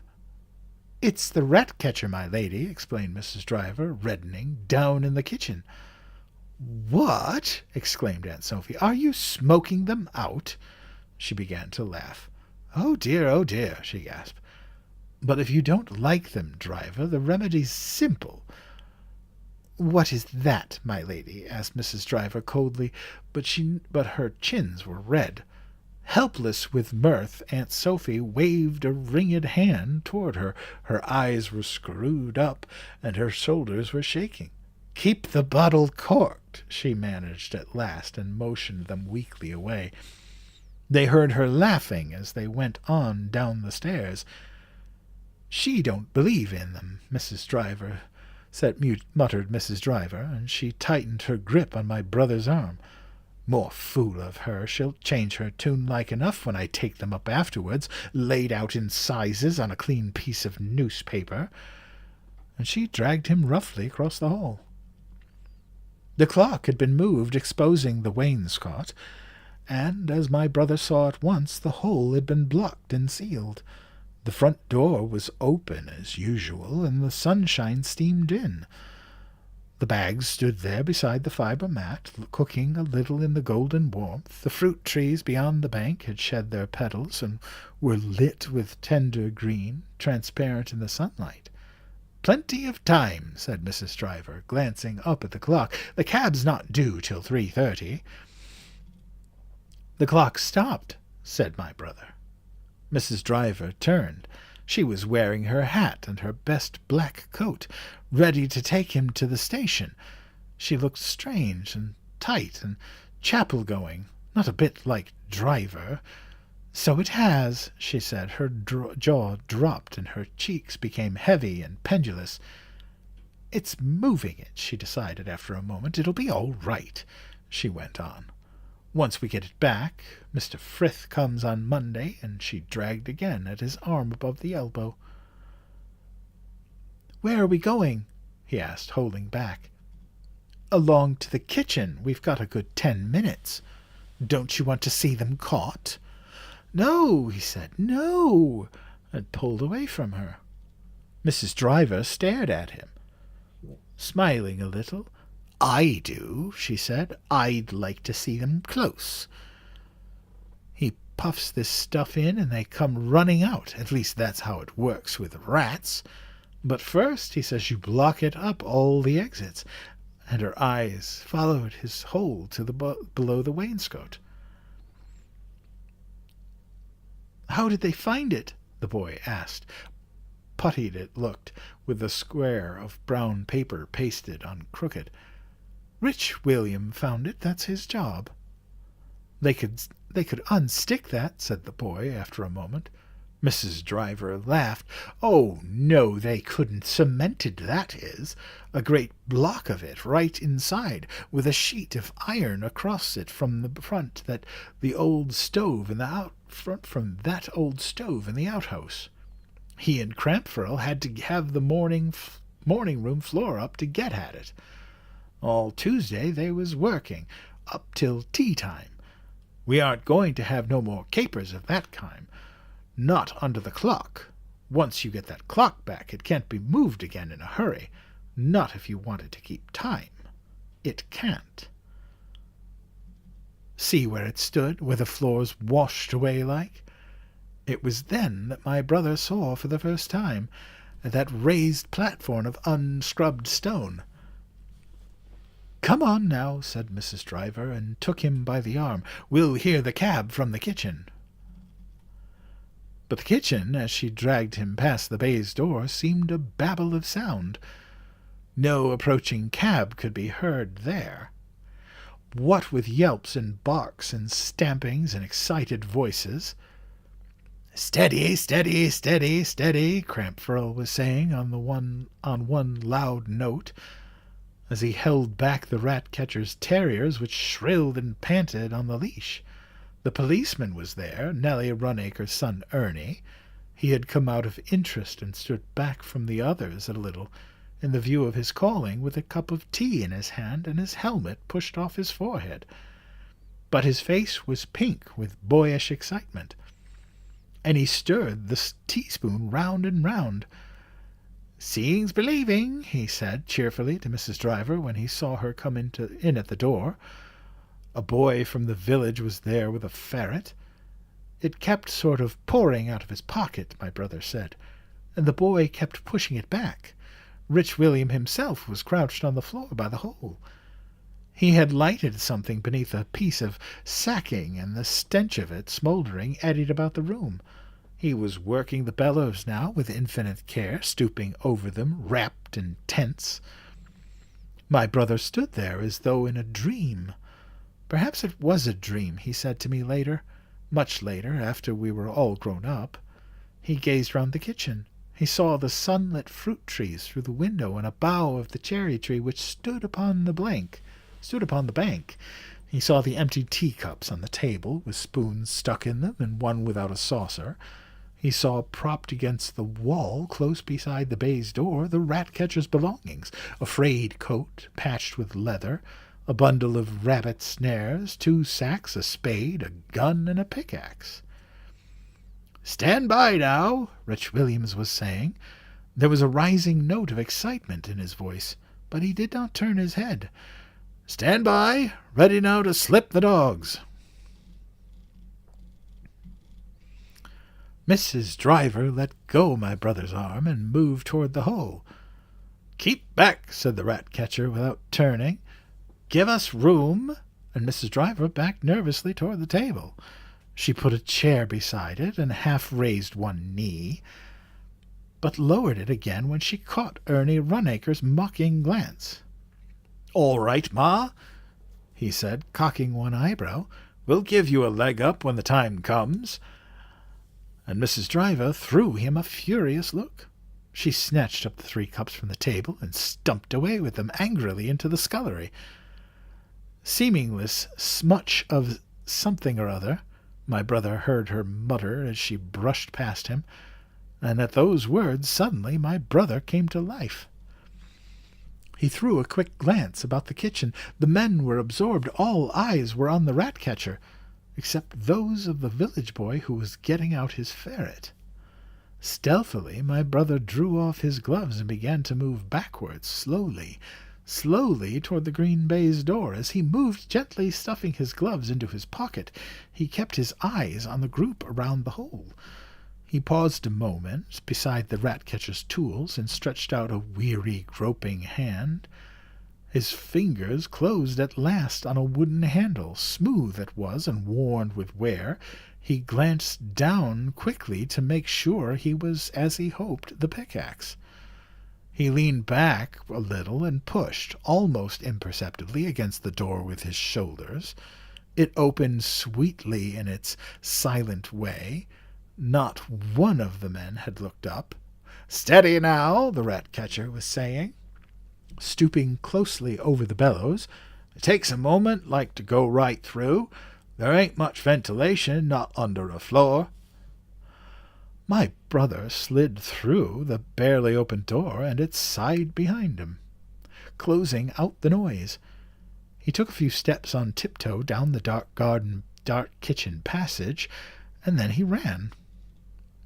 There was the hall again, steeped in sunshine, and with his bags beside the door, he bumped against the clock, and it struck a note, trembling note, urgent and deep. He raised the pickaxe to the height of his shoulder and aimed it sideways below at the hole below the wainscot. The paper tore, a few crumbs of plaster fell out, and the pickaxe rebounded sharply, jarring his hands. There was indeed iron behind the cement, something immovable. Again he struck, and again and again. The wainscot above the hole became split and scratched, and the paper hung down in strips, but still the pickaxe bounced. It was no good. His hands, wet with sweat, were sliding and slipping on the wood. He paused for breath, and, looking out, he saw the cab. He saw it on the road, beyond the hedge on the far side of the orchard. Soon it would reach the russet apple tree beside the gate. Soon it would turn into the drive. He glanced up at the clock. It was ticking steadily, the result, perhaps, of his knock. The sound gave him comfort and steadied his thumping heart. Time, that's what he needed, a little more time. "It takes a moment," the rat-catcher had said, "to go right through. There ain't much ventilation, not under a floor." Ventilation. That was the word, the saving word. Pickaxe in hand, my brother ran out of the door. He stumbled once on the gravel path and nearly fell. The pickaxe handle came up and struck him a sharp blow in the temple. Already, when he reached it, thin filament of smoke was eddying out of the grating, and he thought, as he ran toward it, that there was a flicker of movement against the darkness between the bars. And that was where they would be, of course, to get the air. But he did not stop to make sure. Already he heard behind him the crunch of wheels on the gravel and the sound of the horse's hooves. He was not, as I have told you, a very strong little boy, and he was only 9, not 10, as he boasted to Arietti.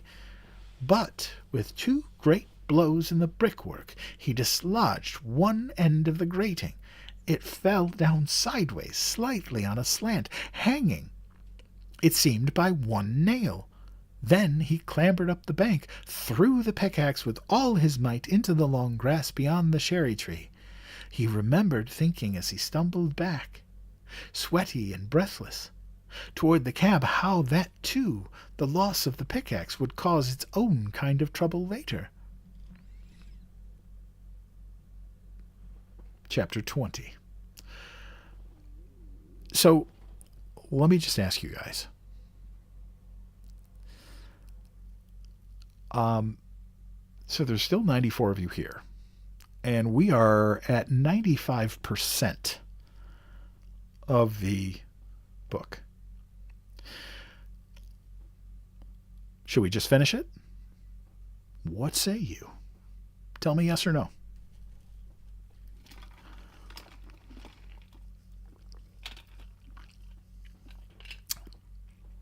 Not that I didn't think that was going to be the answer, but... All right. Well, we're on chapter 20. We're at 95%. Let's just do it. If you guys are in, so am I. Besides, it's only 11:15. Come on. I am glad. I am super glad you guys are enjoying this. And thank you. Chapter 20. "But," exclaimed Kate, "didn't he see them come out?" "No, Mrs. Driver came along then in a flurry of annoyance because they were late for the train. She bustled him into the cab because she wanted to get back again, she said, as fast as she could be in at the death Kate was silent a moment, looking down.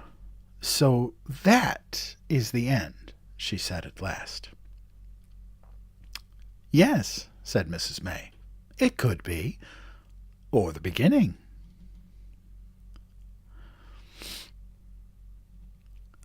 "But," Kate raised a worried face, "perhaps they didn't escape through the grating." "Oh, they escaped all right," said Mrs. May lightly. "But how do you know?" "I just know," said Mrs. May. "But how did they get across those fields with the cows and things and the crows?" "They walked, I suppose. The Hendrys did. People can do anything when they have a mind to." "But poor Homily, she'd be so upset."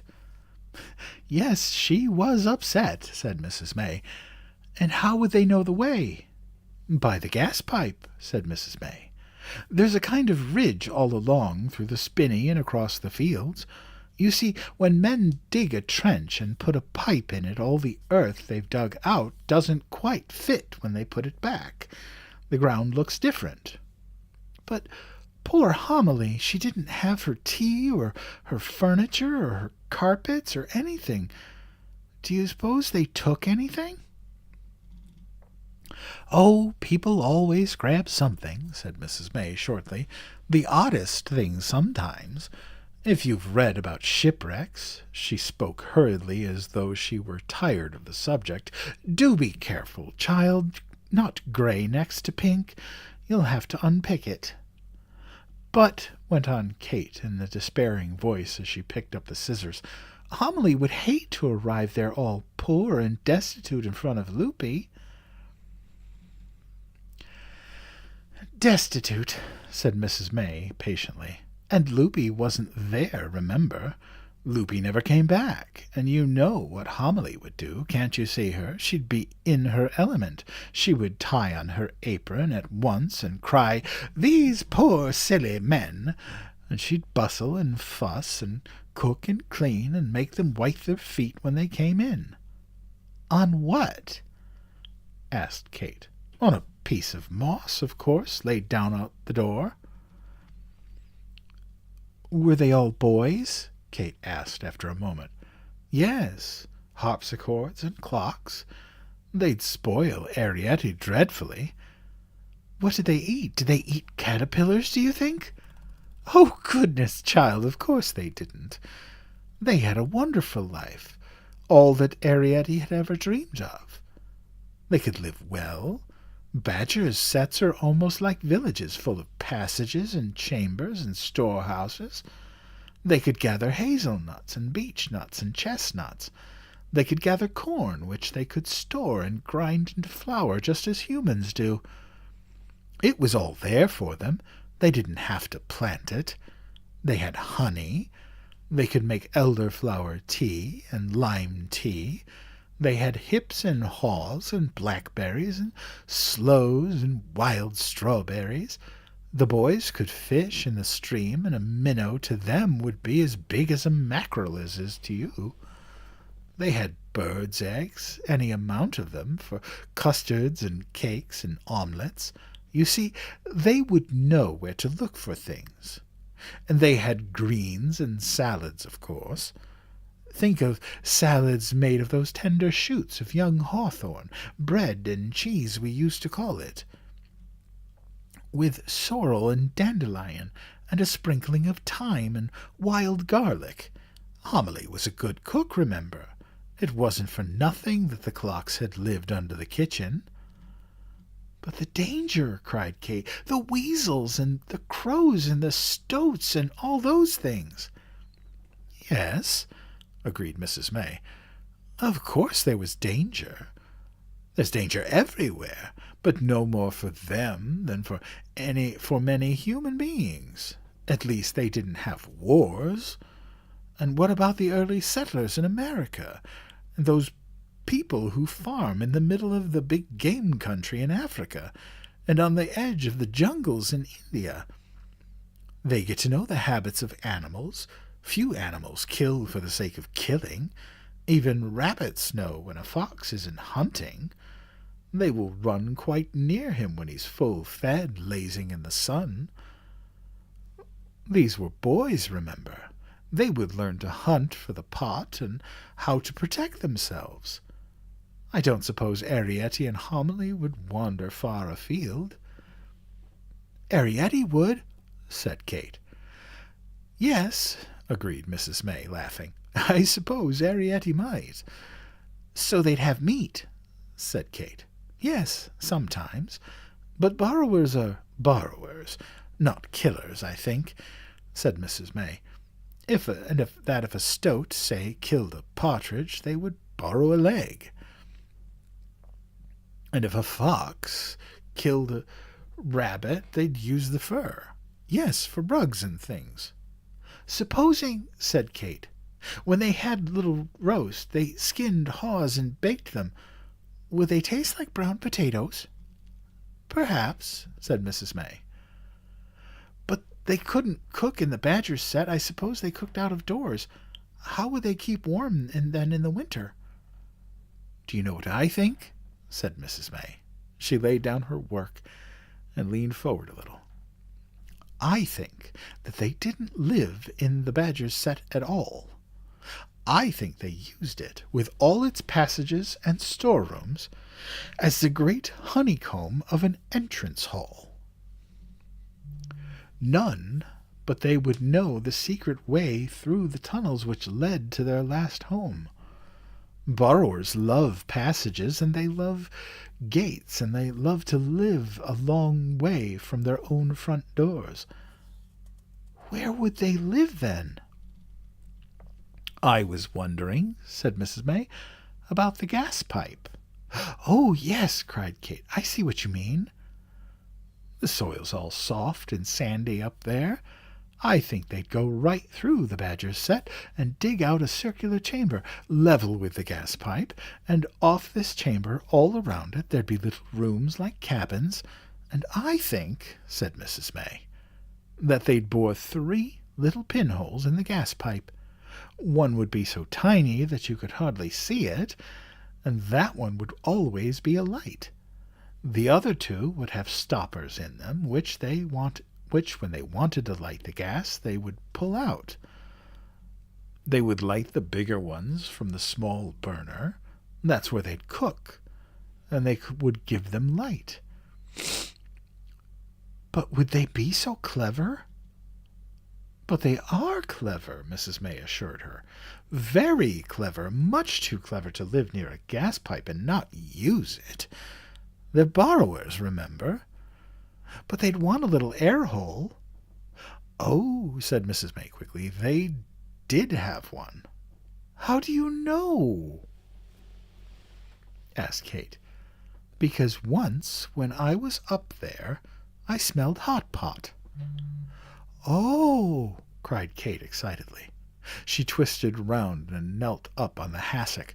So you did go up there.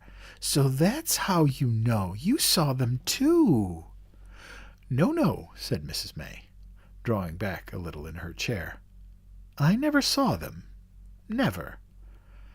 But you went up there. You know something. I can see you know. Yes, I went up there. Mrs. May stared back into Kate's eager face. Hesitant, she seemed almost a little guilty. Well, she conceded at last, I'll tell you for what it's worth. When I went to stay in that house, it was just before Aunt Sophie went into the nursing home. I knew the place was going to be sold, so Again Mrs. May hesitated almost shyly. Well, I took all the furniture out of the doll's house and put it in a pillowcase and took it up there. I bought things too out of my pocket money, tea and coffee beans and salt and pepper and cloves and a great packet of lump sugar. And I took a whole lot of little pieces of silk, which were over from making a patchwork quilt, and I took them some fish bones for needles. I took the tiny thimble I had got in a Christmas pudding, and a whole collection of scraps and cracker things I'd had in a chocolate box. But you never saw them. No, I never saw them. I sat for hours against the bank below the hawthorn hedge. It was a lovely bank, twined and with twisted hawthorn roots and riddled with sandy holes, and there were wood violets and primroses and early campion. From the top of the bank you could see for miles across the fields. You could see the woods and the valleys and the twisting lanes. You could see the chimneys of the house. Perhaps it was the wrong place.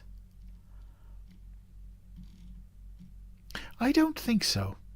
Sitting there in the grass, half dreaming and watching beetles and ants, I found an oak apple.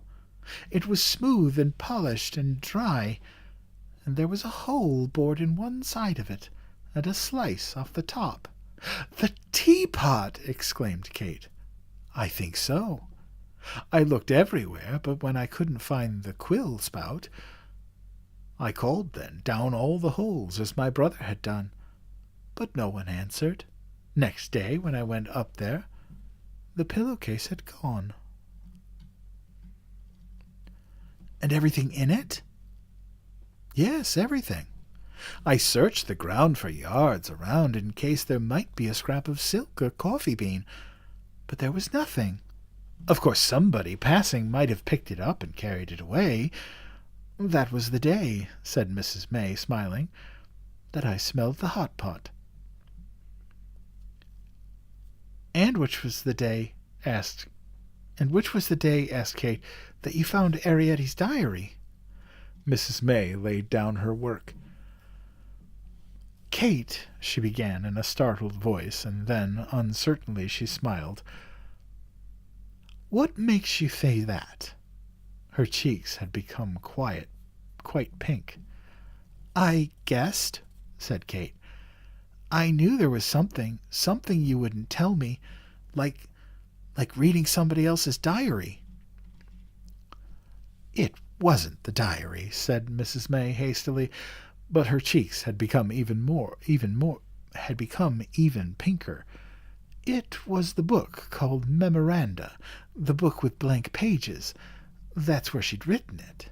And it wasn't on that day I found it, but 3 weeks later, the day before I left." Kate sat silent, staring at Mrs. May. After a while she drew a long breath. "Then that proves it," she said finally. "The underground chamber and all." "Not quite," said Mrs. May. "Why not?" asked Kate. "Ariette used to make her E's like little half-moons with a stroke in the middle." "Well?" said Kate. Mrs. May laughed and took up her work again. "My brother did too," she said.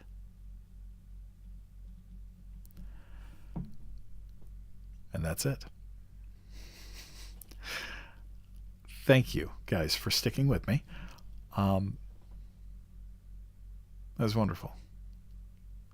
I love that story, and I really loved reading it to you. Oh, she did. I did not know that. So, thank you for being here. I truly appreciate you guys sticking with me. This was a wonderful night. We got to finish it. And we'll be back again next week.